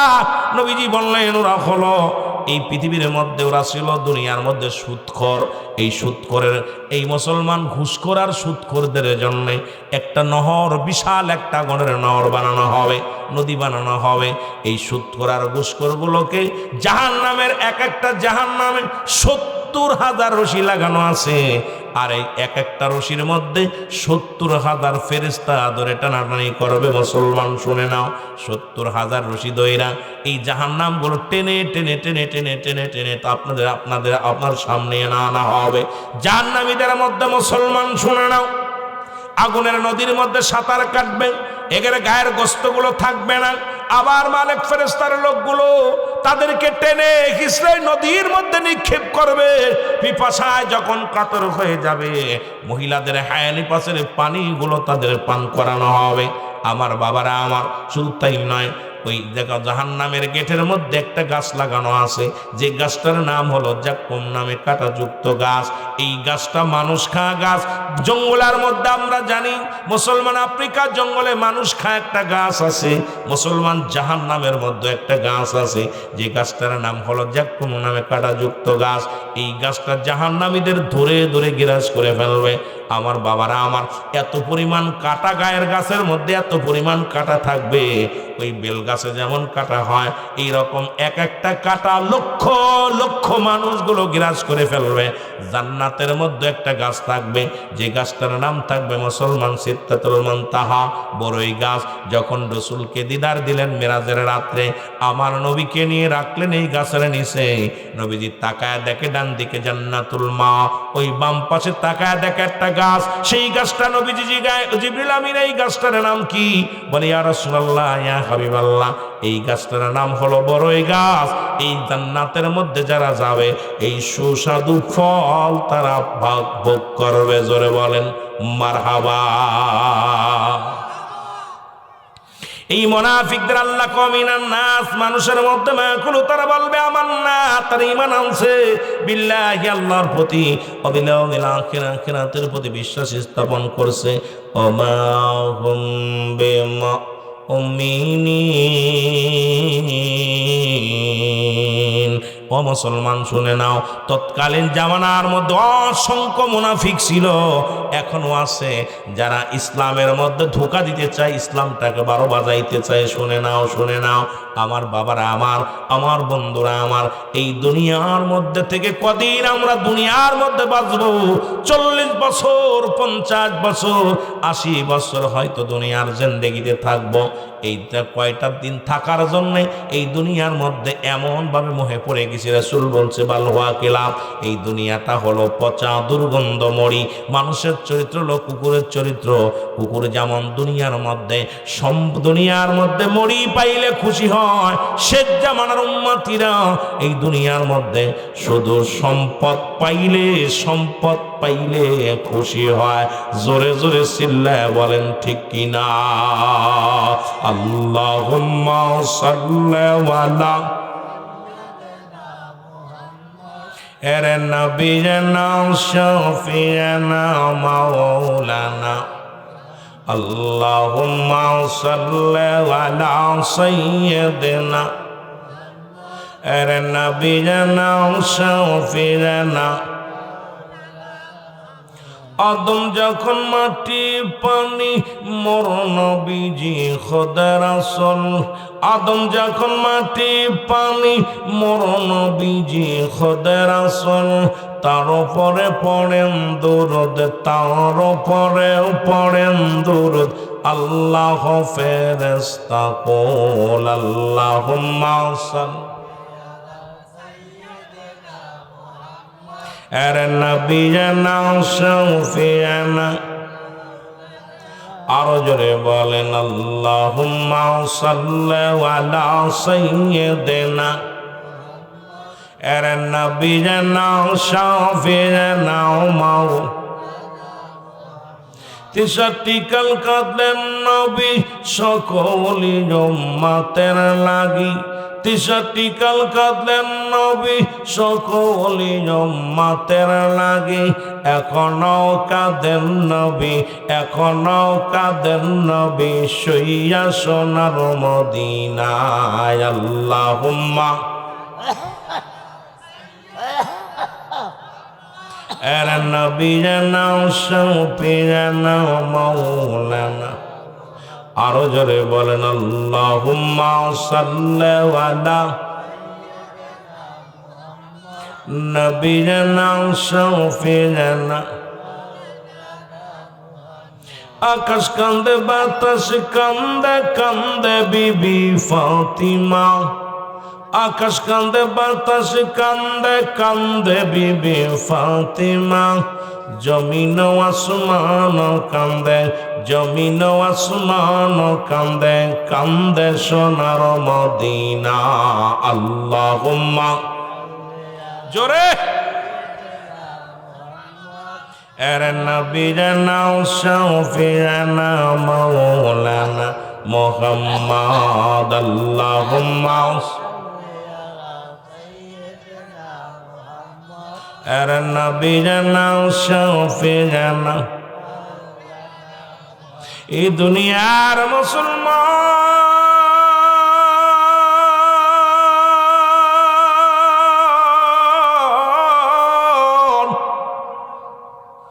নবীজি বললেন সাহাবীরা রে, তোমরা কেউ কি কবুলাদের সব পাইতে চাও? নবীজি বললেন সাহাবীরা রে, কেউ কি কবুলাদের সব পাইতে চাও? সাহাবীরা বলে হুজুর কে বানা চায়? নবীজি বললেন সাহাবীরা রে, তোমাদের বাড়িতে যাও, এই দুনিয়ার মধ্যে তোমাদের যাদের আব্বা মা বেঁচে আছে, শুধু বাবাকে বাড়ি যেয়ে বলবা আসসালামু আলাইকুম বাবা, আসসালামু আলাইকুম মা। তোমার আমল নামায় একটা করে কবুল হজের সব লেখা হয়ে যাবে। জোরে জোরে চিল্লায় বলা যাবে না মারহাবা। মার মুখের দিকে তাকাইলে একটা কবুল হজের সব, বাবার মুখের দিকে তাকাইলে একটা কবুল হজের সব গো। ও বন্ধুগণ, আমাকে বলছে হুজুর একটু আব্বা মার নিয়ে আলোচনা করবেন। হঠাৎ করে আমি গিয়েছিলাম অন্যদিকে, সময় প্রায় কাছায় যাই রে বাবা, কত আলোচনা রয়েছে, আলোচনা কি করব? এর মুসলমান শুনে নাও, পিতামাতা নবীজি বলছে যখন তোমাদের পিতামাতা বুড়া হয়ে যাবে, খবরদার খবরদার বাবাকে বুড়া বলবা না, মাকে বুড়ি বলবা না। রাসূল বলছে তোমাদের পিতা যদি জান্নাত পাইতে চাও, একটা জান্নাত তোমার মা, আর একটা জান্নাত তোমার বাবা। জোরে জোরে চিল্লায় বলা যাবে না মারহাবা। ওরে আমি যদি যাই গো মারা, আমি যদি বিদেশের মাটিতে, লাশটায় আমার পৌঁছাই দিও মায়ের কোলেতে, বলো লাশটায় আমার পৌঁছাই দিও। আরো জোরে বলেন লাশটায় আমার পৌঁছাই দিও মায়ের কোলেতে। ওরে আমি যদি যাই গো মারা, আমি যদি বিদেশের মাটিতে, লাশটায় আমার পৌঁছাই দিও মায়ের কোলেতে, বলো লাশটায় আমার পৌঁছাই দিও। জন্মের পরে যে জগতে জন্মের পরে যে কোলেতে রাখছে আমার মা,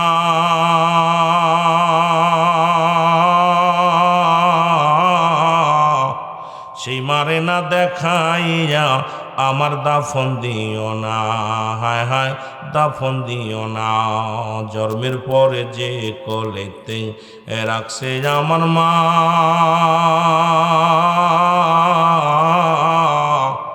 সেই মারে না দেখাইয়া আমায় কাফন দিও না, আমার কাফন দিও না।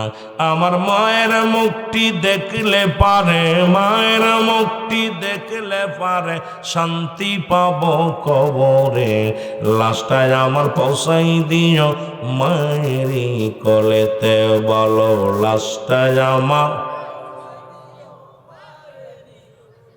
ওরে আমি যদি যাই গো মারা, আমি যদি বিদেশের মাটিতে, লাশটায় আমার পৌঁছাই দিও মায়েরই কোলেতে, বলো লাশটায় আমার পৌঁছাই দিও। এই জগতে মায়ের মতো নাই কেউ আপন,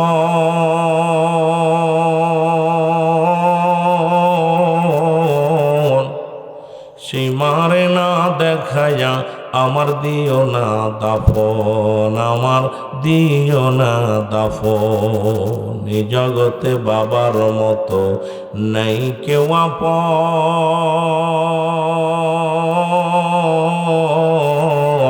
সেই মা বাবারে না দেখায়া আমার দিশিনারে দাফন, আমার দিশিনারে দাফন। আমার মায়ের মুখটি দেখলে পারে, আমার মায়ের মুখটি দেখলে পারে শান্তি পাবো কবরে, লাশটায় আমার পৌঁছাই দিও মায়েরই কোলেতে, বলো লাশটায় আমার। এ দুনিয়ার মুসলমান, পিতামাতা দুনিয়া থেকে বিদায়ের পরে 14টা হক থেকে যায় গো। আজকে যাদের আব্বা মা দুনিয়া থেকে বিদায় হয়ে গেছে, আজকে এই মহল্লার মধ্যে এ যুবক, আজকে নজির মুসলমান নজরপুরের এই আদর্শ সংগঠনের মুসলমান শুনে নাও, প্রবাসী ভাইদের উদ্যোগে আজকের এই দুয়ার অনুষ্ঠান মাহফিলে যারা বসেছ গো,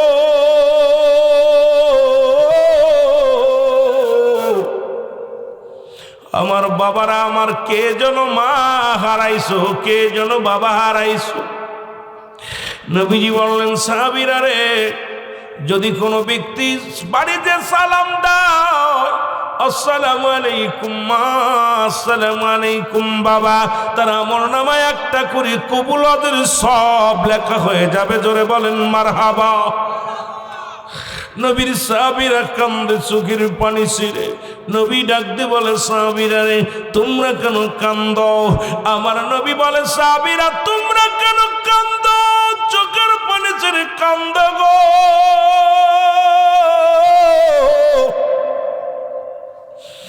সাহাবীরা বলে হুজুর, এই দুনিয়ার মধ্যে কদিন আগে আমার আব্বা জান চলে গেছে। নবী গো, 10টা দিন আগে আমরা আব্বাকে হারাইলাম, 20টা দিন আগে মাকে হারাইলাম। এই আমলটা যদি নবী গো আগে জানতাম, আব্বা মা বেঁচে থাকতে এত বড় নিয়ামত থেকে আমরা বঞ্চিত হয়ে গেলাম। আমার নবী কান্দার বলে, ও আমার সাহাবীরা রে, তোমরাই বুঝিয়েছি এই দুনিয়ার মধ্যে আমি নবীর মা নাই, আমি নবীর বাবা নাই। মাইকে ওয়াজ করে শান্তি নাই, ও টোন না খাইলে ওয়াজ করা যায়। ওই জায়গায় বাড়ি খাচ্ছে ডবল, 1 নাম্বার 2 নাম্বার টোনটা টেন টেন টেন টেন করে, টোনটা ক্লিয়ার করতে হয়, মিষ্টি করতে হয়। আমার বন্ধুগণ, আমার রাসূল বলে এই যে আওয়াজ, ডবল আওয়াজ ওয়াজ করা যায় কোনোদিন? এগুলো কত বড় ক্ষতি হচ্ছে আমি জানতেছি। বক্তা কোনো বক্তাই পারবে না ওয়াজ উঠাইতে। ওয়াজ কথা বললে যে ডবল আসে আওয়াজ, এটা বারবার বন্ধত্ব কইছি, উঠে বারবার ঝগড়া করা যায় আপনাদের সাথে। প্রথমেই শুরু করছি যে ভাই এটা শেষ করে, টান দিতেছি, টানে আসে ডবল আওয়াজ। ডবল আওয়াজ আইলে আমার ভাইদের বোঝাবো কি? অনেকবার বলছি, কথা শুনবে না। ঝগড়া করে মাহফিল করা যায়? সিটিং না হলে মাইকে সিটিংটা করতে, মাইকে সিটিং হবে সুন্দর, টোনটা হবে, আওয়াজটা হবে সুন্দর, কিলে মিষ্টি আওয়াজ, আওয়াজটা ড্যাব ড্যাব ড্যাব ড্যাব, তারপরে দেশে বাইরে আওয়াজ। আল্লাহর নবী ডাকতে বলেন, সাহাবীরা রে, তোমাদের শুধু মানায়, আমি নবীর মানায়। রব্বুল আলামিন ডাকতে বলে, জিবরিল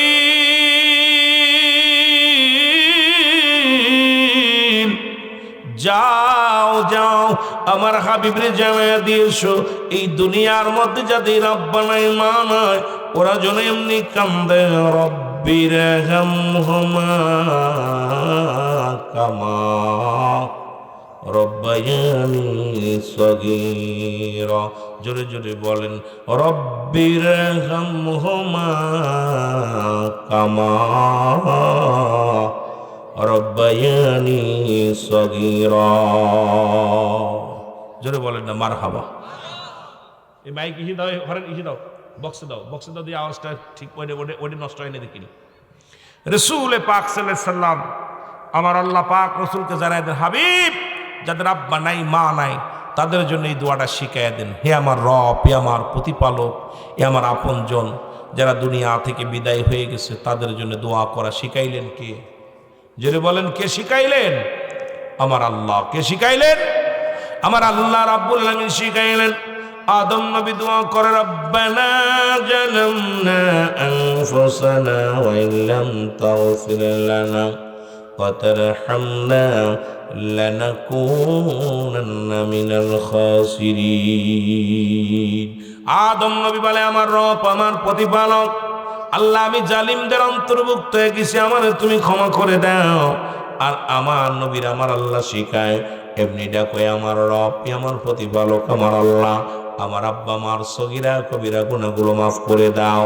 শুধু আদম কেঁদে নাই, কেঁদেছে হযরত ইউনূস আলাইহিস সালাম, কেঁদেছে আমার সাথে বলেন, লা ইলাহা ইল্লা আনতা সুবহানাকা ইন্নী কুনতু মিনাজ জালিমিন।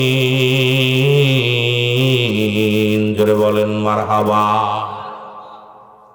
কিন্তু আমার নবীর শিখায় আমার আল্লাহ কি শিখায়? কয়, রব্বির হামহুমা কামা রব্বায়ানি সগীরা।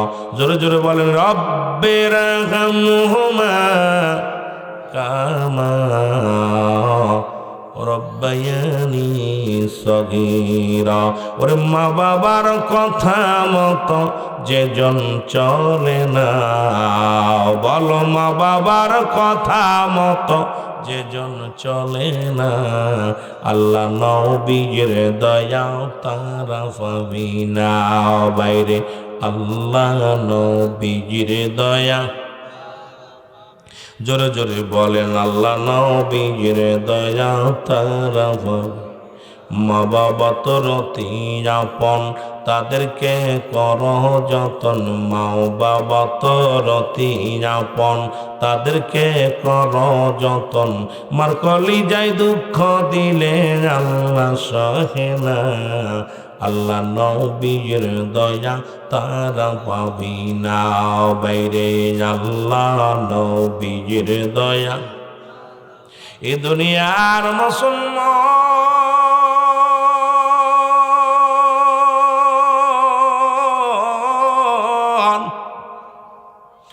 মা বাবার কথা বলতেছিলাম, পিতা মাতা দুনিয়া থেকে বিদায় নিলে 7টা হক।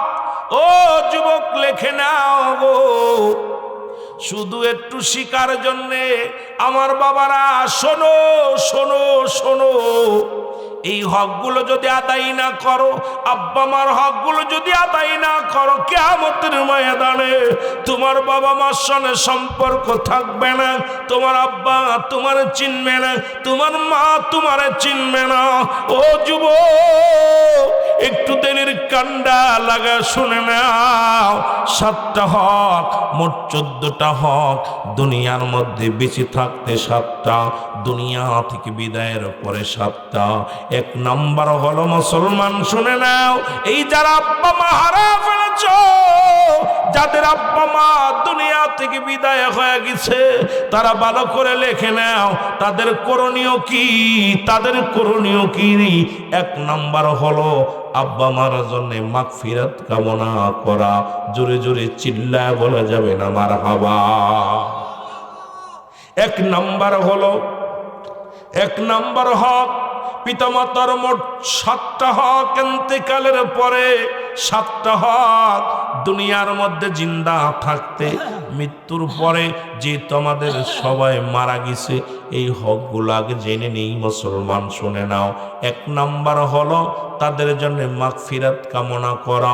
যখনই যে হালাতে থাকেন না কেন আব্বা মার জন্য মাগফিরাত কামনা করবেন, কারণ বাবা মা আমাদের পৃথিবীর মধ্যে জন্ম দিয়ে এই দুনিয়ার মধ্যে আনার জন্য তাদের ভূমিকা ও মুসলমান এমনই ছিল যাদের ঋণ কোনোদিন শোধ হবে না। তাদের গায়ের, তাদের মুসলমান তোমার গায়ের চামড়া দিয়া জুতা বানিয়ে দাও তবু তাদের ঋণ শোধ হবে না। এই জন্য এক নাম্বার তাদের কামনা করবে, 2 নাম্বার তাদের জন্য সব রেশানি করবে। জোরে বলো আল্লাহু আকবার। 2 নাম্বার তাদের জন্য সব রেশানি করবে। ও আমার বাজানেরা, এখন তাব্বামার জন্য কেউ হাত তুলি না। তার বাড়ি, আপনি তার বাড়ি, তার ঘর, তার জমি জমা সব কিছু ভোগ করতেছ, অথচ আব্বামার জন্য দোয়া করার সময় পাও না।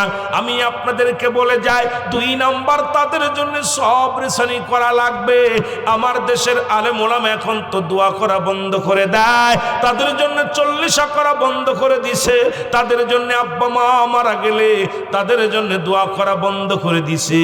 আয়ের কপাল পরা যুবকেরা শুনে নাও, 2 নাম্বার হলো তাদের জন্য মুসলমান সব রেশানি করতে হবে। 3 নাম্বার হলো মুসলমান শরীয়ত মোতাবেক যে ওসিয়াতগুলো করে গেছে এগুলো পালন করা লাগবে গো। বাবার ওয়াজ শুনে নেবেন, মুখস্থ করে নেবেন। বেশি আমি লম্বা চওড়া নয়, বেশি আলোচনার মধ্যে যেটুকু একদম শালীল ভাষায় সুন্দর একদম ক্লাস 1-এ যেমন লেখাপড়া করায় তদ্রূপ আমি আপনাদেরকে বলতেছি। এরপরও যদি না বোঝেন তাহলে আমার মুসলমান ব্যর্থতা। আমি আপনাদেরকে বলি 3 নাম্বার হলো আব্বা মার ওসিয়াতগুলো পুরা করা লাগবে। আব্বা মা দুনিয়া থেকে বিদায়ের পরে শরীয়ত মোতাবেক ওসিয়াত করে গেছে, যদি শরীয়ত মোতাবেক হয়, আবার যদি শরীয়ত মোতাবেক না হয় এই ওসিয়াতগুলো পালন না করলে গুনাহ হবে না।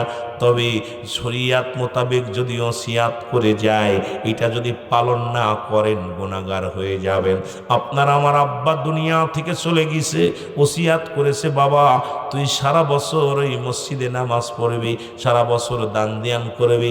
বাবা ওই মসজিদ যেমন আজকে যে বাড়িওয়ালা ওই মসজিদটা দান করেছে, মাহফিলখানা দিয়েছে, বাবা আমাকে 10,000 টাকা দিয়ে দিও ভালো কাজের জন্য। বাবা ওসিয়াত করে গেছে, এইগুলো যদি পালন না করো তোমার বাবা কবরে শুইয়া কষ্ট পাবে। তুমি ওসিয়াত পালন না করে তুমিও যদি মারা যাও, পিতামাতার নাফরমানি সন্তান হয়ে মারা যাবা। আমার বাবারা আমার 3 নাম্বার হলো তাদের ওসিয়াতগুলো পুরা করা লাগবে। 4 নাম্বার হলো দুনিয়ার মধ্যে পিতামাতা যদি দিনাদায়ী থাকে সেটা পরিশোধ করতে হবে। জোরে জোরে চিল্লায় বলো আল্লাহু আকবার। এরে মুসলমান শুনে নাও, 4 নাম্বার হলো আজকে আমরা লাশগুলো সামনে নিয়ে ওরে ইমাম সাহেব ওই আব্বারে ছোট করে, মারে ছোট করে গো। ইমাম সাহেব সামনে দাঁড়ায় বলে আমার আব্বা যেন আপনাদের সঙ্গে চলেছিল, যদি কোনো দিনাদায়িক থাকে মাফ করে দিবেন, আর যদি পাওনাদার হন আমাদের কাছে চাবেন। না না বাবা মারে ছোট করা যাবে না। সামনে নিয়ে একটা আওয়াজ দিবে, আমার আব্বা সমাজে চলতো, যদি কোনো রকম চলার পথে বলার পথে যদি কোনো ভুল ভ্রান্তি হয়ে থাকে আমি তার ওয়ারিস হয়ে ক্ষমা চাই, মাফ করে দিবেন। দোয়া চাই সকলের কাছে, আমার আব্বা বিদায় হয়ে গেছে, তার আজ থেকে আর নেকির দরজা বন্ধ হয়ে গেছে, সবাই দোয়া করবেন আমার আব্বা মায়ের জন্যে। ও মুসলমান খবর নিবা, তাই আমার বাবা যাদের সঙ্গে চলতো গোপনে গোপনে তাদের দিনাগুলো পরিশোধ করবা। ও যুবক এরে মুসলমান শুনে নাও, গ্রামে গঞ্জে খোঁজ নিয়া গোপনে গোপনে তাদের দিনাদায়গুলো পরিশোধ করবা। এটা হলো তাদের হক আদায় হয়ে যাবে, নয়তো তাদের হক আদায় হবে না। 5 নম্বর হলো যুবক, মুসলমান শুনে নাও, 5 নম্বর হলো পিতা মাতার আত্মীয় স্বজন যারা আছে তাদের সঙ্গে যোগাযোগ বেশি করে রাখতে হবে, তাদের সঙ্গে আত্মীয়তা ছিন্ন করা যাবে না। আমার দেশে অনেকেই দেখেছি আব্বা মা মারা গেলে আর খোঁজ খবর নেয় না। দেখা যায় মুসলমান মায়ের আত্মীয়, বাবার আত্মীয়, মায়ের বান্ধবী, মায়ের কত বান্ধবী আছে, মায়ের কত বোন ছিল, তাদের সঙ্গে আমাদের যোগাযোগ ভিন্ন ছিন্ন হয়ে যায়। খোদার কসম তুমি তোমার মায়ের ঋণ শোধ করতে পারলা না, খোদার কসম তোমার বাবার ওই ঋণ শোধ করতে পারলা না। তোমার বাবার যত বন্ধু বান্ধব আছে, তোমার বাবার যত আত্মীয় স্বজন আছে, মায়ের যত আত্মীয় স্বজন আছে, তাদের সাথে যোগাযোগ রাখতে হবে। এবং মুসলমান 6 নাম্বার, তাদেরকে সাহায্য সহযোগিতা করতে হবে। জোরে জোরে চিল্লায়া বলা যাবে না মারহাবা। করেননি? আব্বা মা মরে গেলি, মার কুলের কেন আত্মীয় আসলে কয় বোন, ও ভাই আমি হলাম তোর ওই খালার চাচাতো বোন, ওই খালার ভাই। দূর চিনি না। আরে কি অবস্থা, শালা সুমিন্দি পাইলে নগদগুলো আর বাকিগুলো সব বাদ, সব বাদ। বাপ মার ঋণ শোধ হবে না। হক 14টা হক, এই 14টা হকের মধ্যে 6 নাম্বার হক হলো আপনার আব্বা মার যত আত্মীয় স্বজন আছে তাদের সাহায্য সহযোগিতা করা, খোঁজ খবর নেওয়া। আপনি পারেন না, সময় পান না, বছরে একদিন টাইম পাইছেন, 2 দিন পাইছেন, আত্মীয় স্বজনের সঙ্গে খবর নেবেন। মার আত্মীয়, বাবার আত্মীয় যারা আছে, বাবার কোলে চাচার কোলে যারা আছে, এদের সঙ্গে সম্পর্কটা ভালো রাখবেন। এটা কার হুকুম? আল্লাহ রাসূলের হুকুম। জোরে বলেন না কার হুকুম? এই হকগুলো আদায় করতে হবে, না হলে আপনি আপনার আব্বার সুসন্তান হতে পারবেন না। তাহলে 6 নাম্বার হলো, 5 নাম্বার হলো আত্মীয় স্বজনের সঙ্গে ভালো ব্যবহার করা লাগবে। 6 নাম্বার তাদের সাহায্য সহযোগিতা করা লাগবে। 5, 7 নাম্বার হলো, শেষ 7 নাম্বার হলো এই দুনিয়ার মধ্যে আমার আব্বা মা, আপনার আব্বা মা যারা দুনিয়া থেকে চলে গেছে, বেশি বেশি করে সময় করে আব্বা মার কবরটা জিয়ারত করা লাগবে। জোরে জোরে বলেন মারহাবা। এই সপ্তাহে একদিন কিডা কিডা জিয়ারত করেন আব্বা মার? দেখি দি হাত উঠান। এই 2 জন সপ্তাহে একদিন। প্রতিদিন করেন কে কে? আপনাকে আব্বা মা মরে নেই, এটা দুঃখ পেলাম। কি অবস্থা, সপ্তাহে মাত্র 2 জন জিয়ারত করে, প্রতিদিন কেউ নাই। বছরে করেন কে কে? একবার, 2বার করেন কে কে? বছরে আব্বা মা জিয়ারত করেন বছরে ঈদের দিন। এ কোন এলাকায় ওয়াজ করতে? এরা নাকি সুন্নি এলাকা শুনলাম। আব্বা মা মারা যাওয়ার পর রাসূল বলছে তোমরা তোমার পিতা মাতার বেশি করে সময় করে, বেশি বেশি করে আব্বা মার কবরটা জিয়ারত করবা। তুমি চাকরি করো, বাড়ি আইয়া দৌড় দেয়া ওযু করে নামাজটা পড়ে তোমার বাবার কবরের পাশে চলে যাও, মার কবরের পাশে দাঁড়ায় যাও, পাক কালাম ফাতিহা শরীফ পড়ে হাতটা উঠায় আল্লাহর দরবারে কান্দো। হুকুম হল আল্লাহ, কিন্তু অথচ বাবা নবীজির হুকুম। কিন্তু দুঃখজনক যে এতগুলো মানুষের ভিতরে বছরেও একজন যায়, মাত্র একজন যায় আব্বা মার কবরটা জিয়ারত করতে। 2 ঈদে কে কে যান? 2 ঈদে কবরের সাফ করতে যান নাকি? কবর সাফ করতে যান? খোদার কসম আব্বা মার হক আপনারা আদায় করতে পারেন না। ওয়াজ শুনে লাভ কি? ওয়াজ শুনে লাভ কি? সকালে না পারলে বিকেলে যাবেন, বিকেলে না পারলে পরের দিন যাবেন, 2 দিন 3 দিন, সপ্তাহে 5-7 দিন। 7 দিনে সর্বনিম্ন চিন্তা করবেন 7 বার যা চিন্তা করবেন। 7 দিনে 7টা বার আব্বার কবর। রাসূলুল্লাহ প্রথম জীবনে নিষেধ করেছিল যে তোমরা কবর জিয়ারত করো না, মাজার জিয়ারত করো না, কারণ মানুষ কবর পূজারি হয়ে করে দেবে, পূজা করা শুরু করবে। শেষ জীবনে নবীজি তাগিদ দিয়েছে তোমরা বেশি বেশি করে কবর জিয়ারত করো, কারণ দুনিয়াবি মোহ কেটে যায়, পরকালের কথা মনে পড়ে যায়। কিন্তু দুঃখের বিষয়, আমি আসার পর শুনছি ভাই এলাকাটা সুন্নি একদম পুরো সুন্নি এলাকা, কিন্তু আয়া দেখি সপ্তাহে মাত্র 2 জন জিয়ারত করে, আর বছরে 2 ঈদে 3 জন যায়, বাকিগুলো আব্বা মার কবরটা জিয়ারতে যায় না। এটা খুবই দুঃখজনক। এতগুলো মানুষ আমার আপনার মরবেন না কে কে? একটু হাত তোলেন দি। সবাই মরবেন। তাহলে এইবার আমার আপনার যদি কেউ না দেয় তাহলে আমাদের কি অবস্থা হবে? কি অবস্থা হবে আমার বন্ধুগণ আমার? কারণ তিনটা জিনিস কাজে লাগে মৃত্যুর পরে। নাম্বার ওয়ান, নেকামল। ঠিক মতো নেকামল আমরা করতে পারি নাই। পৃথিবীর মধ্যে এমন আমল, যে আমলগুলো করেছি, যে আমলটা নিয়ে নাজাত পাবো আমার ভয় করে বাবারা আমার। নাম্বার টু, নেককার সন্তান। এই দুনিয়ার মধ্যে এমন সন্তান রেখে গেলাম যে সন্তান সূরা ফাতিহা জানে না, এই দুনিয়ার মধ্যে জানাজার নামাজ পড়তে পারে না। সূরা ফাতিহা তো দূরের কথা, 6-5টা কালেমা তার মুখস্থ নাই। ইসলামের বিধান, হারাম হালাল এগুলো বোঝে নাই। এই সন্তান রেখেছে, কবরে যে শান্তির আশা করেন কোনোদিন সম্ভব নয়। কারণ এই সন্তানের কারণেই আপনি জাহান্নামে চলে যাবেন। নাম্বার 3 হলো পৃথিবীর মধ্যে মুসলমান শুনে নাও, সদকায়ে জারিয়া। আমার বাবারা আমার, এই দুনিয়ার মধ্যে দান ধ্যান করলেন, দান ধ্যান তো করেনি না, ভালো কর্ম করেনি না। আর আপনাদের মতো আমাদের মতো সন্তান রেখে যে লাভ কি?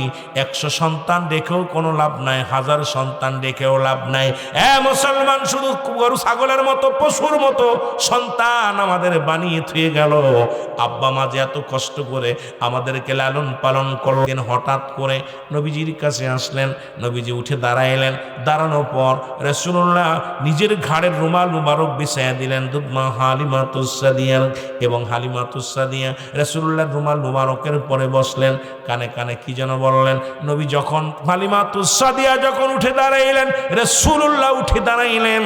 দাঁড়ায় যতক্ষণ পর্যন্ত হালিমাতুস সাদিয়া চোখের আড়াল না হলেন, ততক্ষণ পর্যন্ত আমার নবীজি দাঁড়ায়া দাঁড়ায়া চোখের পানিগুলো ছাড়তে লাগলেন।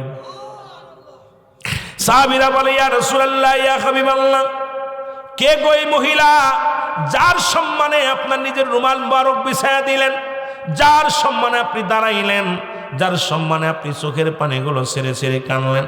আমার নবীজি চোখের পানিগুলো ছেড়ে দিয়ে বলে, সাহাবীরা রে, ইনি হলো আমার দুধমা হালিমাতুস সাদিয়া।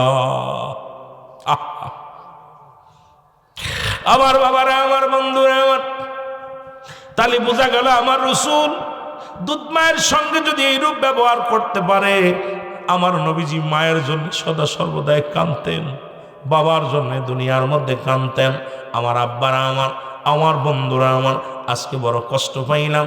এই দুনিয়ার মধ্যে পিতা মাতা 3 শ্রেণীর মানুষ জাহান্নামে, তাদের ইবাদত বন্দেগী কবুল হবে না। নাম্বার 1, পিতা মাতার নাফরমানি সন্তান। 1 নাম্বার হলো পিতা মাতার নাফরমানি সন্তান। 2 নাম্বার হলো এতিমের মাল ভক্ষণকারী। 3 নাম্বার হলো অহংকারী মানুষ। এই 3 শ্রেণী মানুষ জান্নাতে যাবে না। মুসলমান সমস্ত ইবাদত বন্দেগী বরবাদ হয়ে যাবে। পিতা মাতার সঙ্গে শব্দ করা যাবে না, কারণ আব্বা মা পৃথিবীর মধ্যে ডাক দিছে, রুহুল আমিন সঙ্গে সঙ্গে নামাজ ছেড়ে দাও।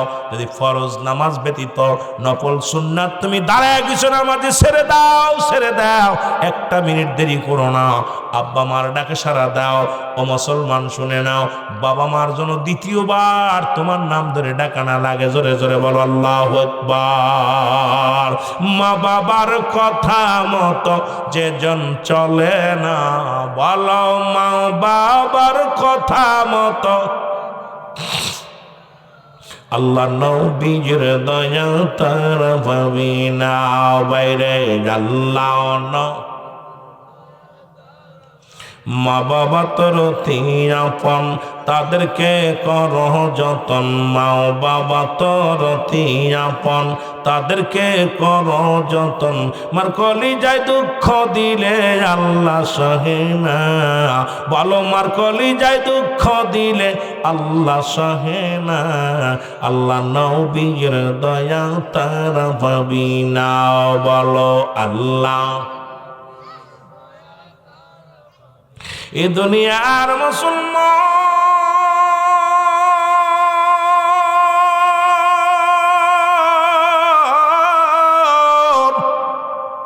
ওরা নবীর প্রিয় সাহাবী হযরত আলকামা গো, একটু বোঝানোর জন্য কথাগুলো বলি রে। আলকামা মৃত্যু শয্যায় সজ্জিত। আমরা আর একটা ভুল করি, কয় মৃত্যুর সঙ্গে পাঞ্জা লড়ে। ও বাবা, মালাকুল মৌতের সঙ্গে পাঞ্জা লড়ো, তোমার কি হাত পা চিনি মালাকুল মৌত কি ধরো? খবরদার এই কথাটা বলবেন না, বাসাটা বলবেন মৃত্যু শয্যায় সজ্জিত। মালাকুল মৌতের সঙ্গে মারামারি করা সম্ভব নয়, পালানোর মতো কোনো পথ নাই। কারণ ইমানদারের রুহটা আল্লাহ অতি আসানে নেয়, আদবের সঙ্গে নেয়। ইমানদারের রুহটা যেভাবে বাইর করা হয়, মুনাফিকদের রুহটা এইভাবে বাইর করা হয় না। আল্লাহ কয় ইমানদারের রুহটা যখন বাইর করে মুসলমান, আজরাইল আলাইহিস সালাম জমিনের মধ্যে আগমন করে, অনুমতি নেয়, সালাম দেয়, সালাম বিনিময় করে বিনয়ের সঙ্গে মুসলমান শুনে নাও। আর মুমিনের রুহটা জানটা যখন বাইর করে, ওই আটাগুলা খামির বানায়া, যদি খামিরের মধ্যে যদি একটা চুল পড়ে, যেমন টান দে বাইর করলো না সে বাইর হয়ে যায়। ইমানদার রুহটা ঠিক এমনি আসানে বাইর করে, অনুমতি নিয়ে প্রবেশ করে মুসলমান। আর মুনাফিকদের জানটা কঠিন আযাব দিয়া বাইর করে মুসলমান। এই মৃত্যুর সময় পায়খানা করে দেয়, প্রস্রাব করে দেয়, মরণকালে পায়খানা করে দেয়, প্রস্রাব করে দেয়। মুসলমান শুনে নাও, শুনে নাও, চোখ দুটি বড় বড় হয়ে যায়, জিহ্বা বড় হয়ে যায়। তাদের মৃত্যুটা কত কঠিন হয়।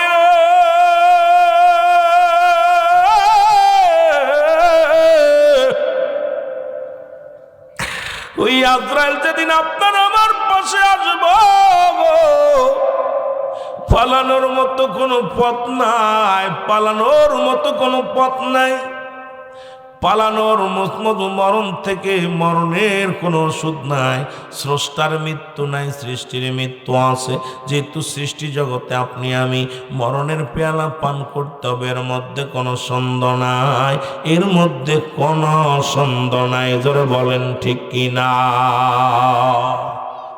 এর মুসলমান দিলের কান্ডা লাগায় শোনো, হযরত আলকামা রাদিয়াল্লাহু তাআলা উনি মৃত্যু শয্যায় সজ্জিত, উনার রূহ বাইর হয় না, জানটা বাইর হয় না।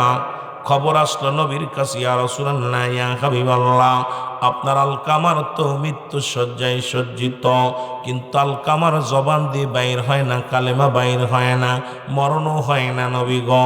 আমার নবীজি সাহাবীদেরকে বললেন, সাহাবীরা রে, দৌড়ায়া যাও, দৌড়ায়া যাও, আমার আলকামার চারিপাশে দাঁড়াইয়া দাঁড়াইয়া কালেমা পড়, দোয়া পড়া, শাহাদু আল্লাহ ইলাহা ইল্লাল্লাহু ওয়াহদাহু লা শারীকা লাহু, আশহাদু আন্না মুহাম্মাদান আবদুহু ওয়া রাসূলুহু। ও আমার বাবারা, আমার শুনে নাও, শুনে নাও, কালেমা পড়ো, লা ইলাহা ইল্লাল্লাহু মুহাম্মাদুর রাসূলুল্লাহ সাল্লাল্লাহু আলাইহি ওয়াসাল্লাম।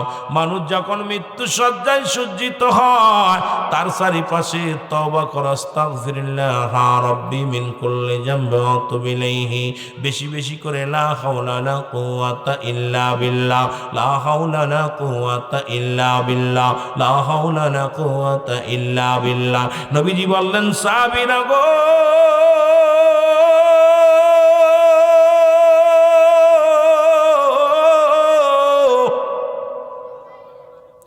তোমরা যাও, জলদি যাও গো, আমার আলকামার চারিদিকে ঘুরিয়া দাঁড়াইয়া দাঁড়াইয়া আমার আলকামার চারিপাশে বেশি বেশি করে দুরূদ পড়ো, বেশি বেশি করে কালেমা পড়ো, বেশি বেশি করে ইস্তেগফার করো, যেন আমার আলকামার জবান দিয়ে কালেমাটা বাইর হয়ে যায়। জোরে জোরে চিল্লায় বলা যাবে না মারহাবা।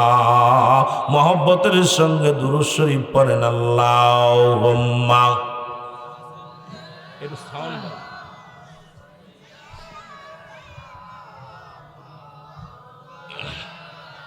সাউন্ড বাড়ে রাখবো। আলী সাইয়্যিদিনা, ওরে আজ না হয় কাল তুমি যাইবা কবরে, আজ না হয় কাল তুমি যাবার বেলায় দেখবে চেয়ে গো তোমার ছবি রইল পড়ে, যাবার বেলায় দেখবে চেয়ে গো তোমার ছবি রইল পড়ে। তোমার দাদাই গেছে বাবাই গেছে কেউ আসলো না ফিরে, দাদাই গেছে বাবাই গেছে তোমার তো যাইতে হবে রে নবাই অন্ধকার কবরে, তোমার তো যাইতে হবে। ও ভাই আজ না হয় কাল তুমি আজ না হয় যাইবা কবরে, যাবার বেলায় দেখবে চেয়ে গো তোমার ছবি রইল পড়ে যাওয়া। এ দুনিয়ার মুসলমান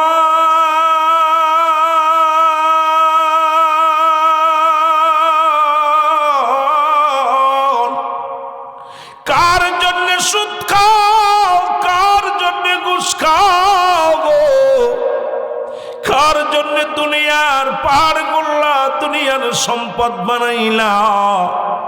আল্লাহ কয় কুল্লু মান আলাইহা ফান, আল্লাহ কয় বান্দারে এই জমিনটা আমি রাখবো না, এই জমিনের মধ্যে যত পানি আছে সব পানিগুলো পুরায় আমি ছাই বানায়া দিব, এই জমিনের মধ্যে যত মাটি আছে মাটিগুলো পুড়ে আমি মুসলমান তামা বানায়া দিব, এই জমিনের মধ্যে যেদিন কিচ্ছু বলতে কিচ্ছু থাকবে না সেদিন থাকবে শুধু আমার আল্লাহ। আল্লাহ কয় বান্দারে সেদিন থাকবো আমি আমার রসুলের ভালোবাসা নিয়ে। নবী কয় হায়াতি খায়রুল লাকুম, আমার হায়াতের জিন্দেগিটা আমার উম্মতের জন্য কল্যাণ স্বরূপ, ওফাতি খায়রুল লাকুম, আমার ওফাতটা আমার উম্মতের জন্য কল্যাণ স্বরূপ। দুনিয়ার মধ্যে নবী আসছে উম্মতের কান্ডারি হইয়া, আমার নবী দুনিয়া থেকে বিদায় নিল, এটা আমার উম্মতের কান্ডারি হইয়া। ও মুসলমান শুনে নাও, কে বা কার জন্য কান্দে রহমতের নবী উম্মতের কান্ডারি।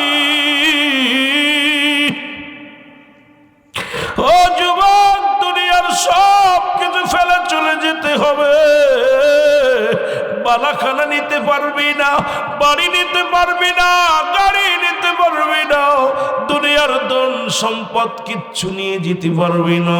কিসের এত বাহাদুরি, কিসের এত বড়াই, কিসের এত অহংকার, কিসের এত তাকাব্বুরি রে বাবা। এর মুসলমান নবীর সাহাবীর জন্য দোয়া করার জন্য সাহাবীদের পাঠায় দিল, সারাদিন ঘুরে ঘুরে নবীর সাহাবীর দোয়া করে গো, কিন্তু আলকামার জবান দিয়ে কালেমাও বাইর হয় না, মৃত্যু বরণ করে না।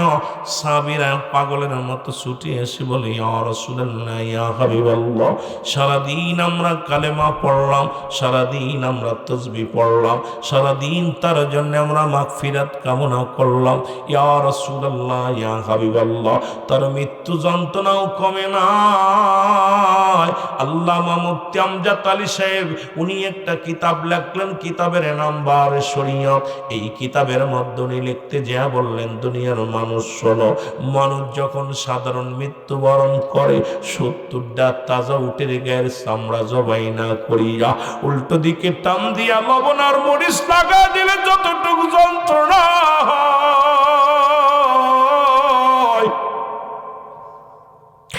এর চাইতে 70 গুণ যন্ত্রণা হলে একটা সাধারণ মৃত্যু গো। এখন আমরা মরণকালে পায়খানা করে দিই, মরণের সময় জিহ্বা বাইর হয়ে যায়, মরণের সময় মুসলমান চোখ দুটি বড় বড় হয়ে যায়, মরণের সময় অনেকের জিহ্বাটাও অনেকখানি বাইর হয়ে যায়, তাদের মৃত্যুটা কত কঠিন হয়। রব্বুল আলামিন আজকের মাহফিলের খাতিরে আমাদের মৃত্যুটা সহজ করে দিও, আমাদের মৃত্যুটা সহজ করে দিও। এর আল্লাহর নবীর কাছে সাহাবীরা এসে ডাকতে বলে, নবী গো,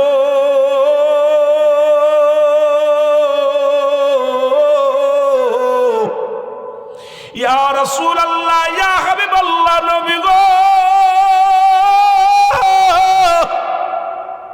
আপনার সাহাবীর তো জীবনটাও যায় না, মরণ হয় না,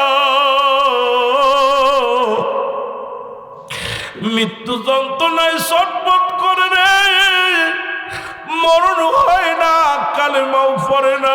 নবী গো, আমরা আপনার কদমের মধ্যে আসছি। নবীজি, নবীজি দুটি হাত উঠাইয়া দিস আল্লাহর দরবারে, ডাক দে রব্বুল আলামিনের দরবারে, কান্দে আর বলে, আল্লাহ,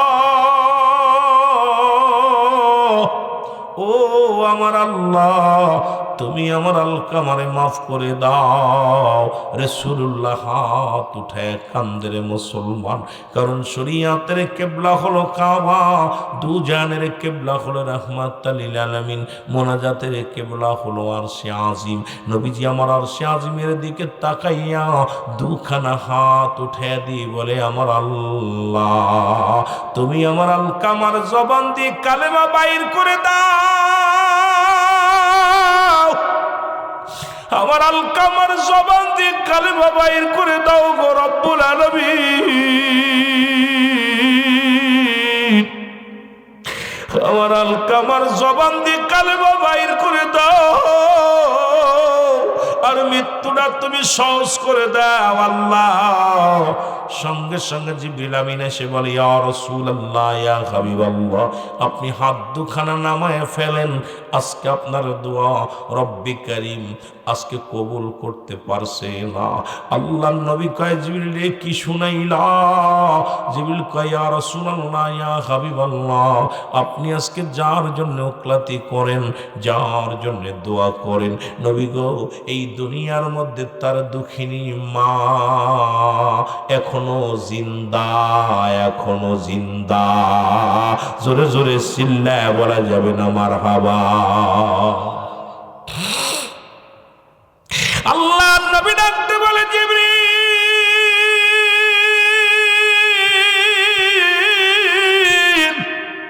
কি শুনাইলা রে, কি শুনাইলা? জিবরিল বলে, নবী গো, আজকে আপনার হাত দুখানা নামায়া ফেলেন গো, এখনো দুনিয়ার মধ্যে আলকামার মা জিন্দা আছে নবী গো। আমার নবী হাতটা নামায় ফেললেন, এক দড়ি চলে গেলেন আলকামার বাড়িতে, সালাম দে, আসসালামু আলাইকুম ইয়া আহলাল বাইত, আসসালামু আলাইকুম ইয়া আহলাল বাইত, আসসালামু আলাইকুম ইয়া আহলাল বাইত। আওয়াজের সালামের জবাব, ওয়ালাইকুম আসসালাম, কে তুমি? আমার নবী বলে, আমি রাহমাতুল লিল আলামিন। আলকামার মা বলে, মুহাম্মদ সাল্লাল্লাহু আলাইহি ওয়াসাল্লাম, আয় আয় আয়, ঘরের মধ্যে আসো। আমার নবী ডাক দে বলে, মা মা, আমি আগে জানতে চাই আমার আলকামা কি দুনিয়ার মধ্যে কোনো অপরাধ করেছিল? মা বলেন, আরে বাজান না, জীবনে এক ওয়াক্ত নামাজ সারে নাই। আমার আলকামা জীবনে একটা নামাজ, এক ওয়াক্ত নামাজ সারে নাই। আমার আলকামা কোনোদিন কাউকে একটা গালি দেয় নাই। আমার আলকামা জীবনে একটা রোজা সারে নাই। আমার আলকামা জীবনে কাউকে কটু কথা শোনাই নাই। আমার আলকামার মধ্যে এমন মানুষ এই জগতের মধ্যে হয় না। আমার আলকামার মতো ভালো মানুষ আমি দেখি নাই, দেখি নাই। এর আমার নবী ডাক দিয়ে কয়, মা মা, তাহলে মাগো, আমার আলকামার কেন মৃত্যু যন্ত্রণা হয়? আমার আলকামার জবান দিয়ে কেন আজকে কালেমা বাইর হয় না গো মা? মা গো, আমার আলকামার মরণ হয় না, কালেমাও পড়তে পারে না। মাগো, যদি এত বুজুর্গ মানুষ হইব, দুনিয়ার মধ্যে আমার আলকামা যদি কোনো অন্যায় না করব, আমি আমার সাহাবীদের পাঠাইলাম দোয়া করতে, আলকামার চারিপাশে দাঁড়াইয়া দাঁড়াইয়া সারাদিন দোয়া করেছে, সারাদিন কালেমা পড়েছে গো মা, তবু আমার আলকামার জবান দিয়ে বাইর হয় নাই, কালেমা বাইর হয় না।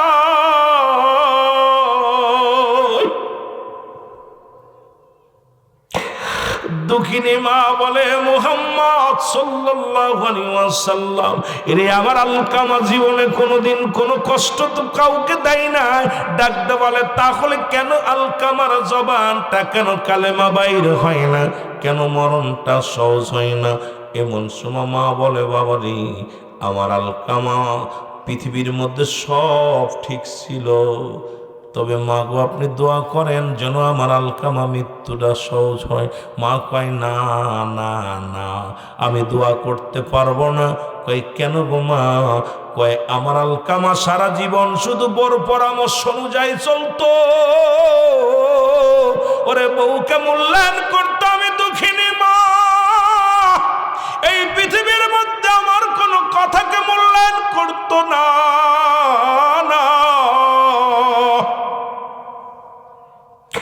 এরা যুবকেরা শোনো, নজর পড়ে আদর্শবান যুবকেরা শোনো,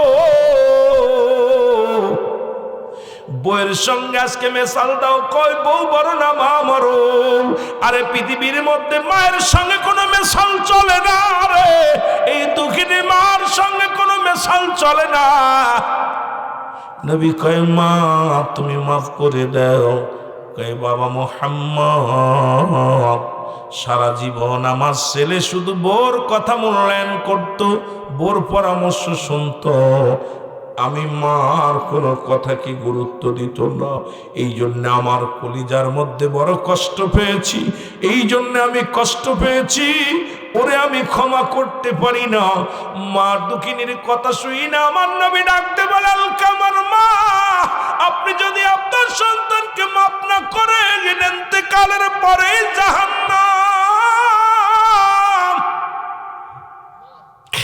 জাহান্নাম ছাড়া কোনো গতি হবে না রে, জাহান্নাম ছাড়া কোনো গতি হবে না। ও দুনিয়ার মানুষ শুনে নাও, আর কাফের মুশরিকদের জন্য তো আল্লাহ রাব্বুল লিখে দিয়েছে। আল্লাহ বলো, ইদ্দাতুলিল কাফিরিন, কাফের মুনাফিকদের জন্য প্রস্তুতি করে রাখছে আমার রব্বুল আলামিন 7টা জাহান্নাম। ও মা, মা গো, আপনি আমারে মাফ করে দেন। কই না, আমার কলিজার মধ্যে যে আঘাত লাগছে রে, এই কলিজার মধ্যে যে দুঃখ পেয়েছি, আমি আমার জীবন গেল, আমার সন্তানের মাফ করতে পারবো না। আজকে আমার বাবারা অনেকেই মারে কষ্ট দিয়া বউরে সুখী রাখার জন্য টাউনে চলে গেছো, আর দুঃখিনী মা বাড়ি বয়া বয়া কান্দে, বউ নিয়ে তুমি চলে গেছো কোথায়? বাজারে বাসা ভাড়া করে রাখো। বাবা শোনো, বউয়ের জায়গা বউ, মার জায়গা মা। বউ মরে গেলে বউ পাবি, বউ চলে গেলে বউ পাবি, কিন্তু জনম দুঃখিনী মা বাবা যদি একবার হারাইয়া ফেলো, এত বড় দুঃখিনী, এত বড় নিয়ামত পৃথিবীর মধ্যে আর পাবি না। জোরে জোরে চিল্লায় বলা যাবে না, ঠিক কি না? বলতেছে মুহাম্মদ, আমি কেমনে মাফ করব? ও যে সারা জীবন শুধু বোর কথা শুনতো, আমার কোনো কথায় মূল্যায়ন করতো না, এই জন্য আমার বুকের ভিতরে বড় ব্যথা। আমার নবী ডাক দিয়ে বলেন, সাহাবীরা দেরি করো না, আগুন নিয়ে আসো, খড়ি নিয়ে আসো। খড়ি আনা হলো, খড়ি আনিয়া চিতা বানানো হলো। নবীজি বললেন, চিতার মধ্যে আগুন দিয়ে দাও। আগুন দিয়ে, মুসলমান শুনে নাও, শুনে নাও, আগুন ধরে না, আলকামার দেহখানা পুরাইয়া দাও, কারণ এন্তেকালের পরেই তো জাহান্নামে যাবে, জান্নাত তার নসিবে নাই, কারণ দুঃখিনী মা তার উপরে রাজি নাই। আমার দেশে অনেক যুবক মদিনায় হজ করে গেছেন, মা বাবারে সন্তুষ্ট করে যান নাই। আরে মুসলমান, এমন নিয়ামত ঘরের মধ্যে, মা বাবার প্রতি আগে তোমার মুসলমান হকগুলো আদায় করো, এরপরে অন্য চিন্তা করো। যুবক বন্ধুরা আমার, খুব খেয়াল। নবীজির সাহাবীরা খড়ি আনলেন, আগুন জ্বালালেন, জ্বালায়া যখন আগুনের মধ্যে মুসলমান খড়ির মধ্যে যখন আগুনের ধরাইয়া দিছে, এমন সময় জনম দুঃখিনী মা তাকায় দেখে রে, আগুন দাও দাও করে জ্বলছে চিতার মধ্যে। একটা চিৎকার দিয়ে বলে মুহাম্মদ সাল্লাল্লাহু আলাইহি ওয়াসাল্লাম, বাবারে আগুন লেবারে, আমি জনম দুঃখিনী মা, আমি দুঃখিনী মা, আমি মায়ের সামনে আমার কলিজার টুকরার গায়ের মধ্যে আগুন দিস না। আমি মা বেঁচে থাকতে রে আমার সন্তানের গায়ের মধ্যে আগুন দিবি, আমি কেমনে মেনে নিব? দুনিয়ার সব অপরাধ আমি, দুনিয়ার সব ভুল আমি আমার ছেলের ভুলগুলো মাফ করে দিলাম। এ মুহাম্মদ, বাবা রে আমার কলিজার টুকরা সন্তানের গায়ে আগুন দিস না। আমি বুড়ি মা, আমার সন্তানের গুনাহ, সন্তানের ভুল আমি মাফ করে দিছি। আর সঙ্গে সঙ্গে রাসূলের সাহাবী আলকামা রাদিয়াল্লাহু তাআলা কালেমা জবান দিয়ে উচ্চ যে কালেমা বাইর হয়ে গেছে, লা ইলাহা মুহাম্মাদুর রাসূলুল্লাহ সাল্লাল্লাহু আলাইহি ওয়াসাল্লাম। জোরে জোরে চিল্লায়া বলা যাবে না মারহাবা? শুধু মান একবার বলছে আমি ক্ষমা করে দিলাম, সঙ্গে সঙ্গে রব্বুল আলামিন ক্ষমা করে দিছে। জবান দিয়ে কালেমা জুটেছে রে মুসলমান। বড় কষ্ট লাগে দেখি বাড়ির মধ্যে লেখা আছে মা বাবার দোয়া, গাড়ির মধ্যে লেখা দেখি মা বাবার দোয়া, ঘরের মধ্যে লেখা দেখি মা বাবার দোয়া। লেখে রাখ বন্ধুরে, মা বাবা দোয়া করলে যদি গাড়ির মালিক হওয়া যায়, বাড়ির মালিক হওয়া যায়, মা বাবা দোয়া করলে আমার আল্লাহর জান্নাত পাওয়া যায়। জোরে বলেন ঠিক কিনা? একটু মহব্বতের সঙ্গে জিকির করেন, ইসমে যাও আল্লাহ আল্লাহ। বাকি ভাই কি জোরে জোরে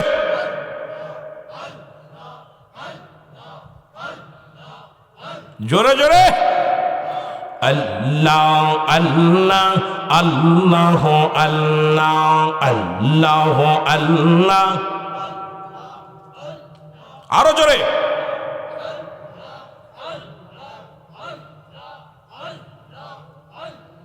হায় মুসলমান ঠিক রাখো ঈমান, দিন ইসলাম যেন ডোবে না।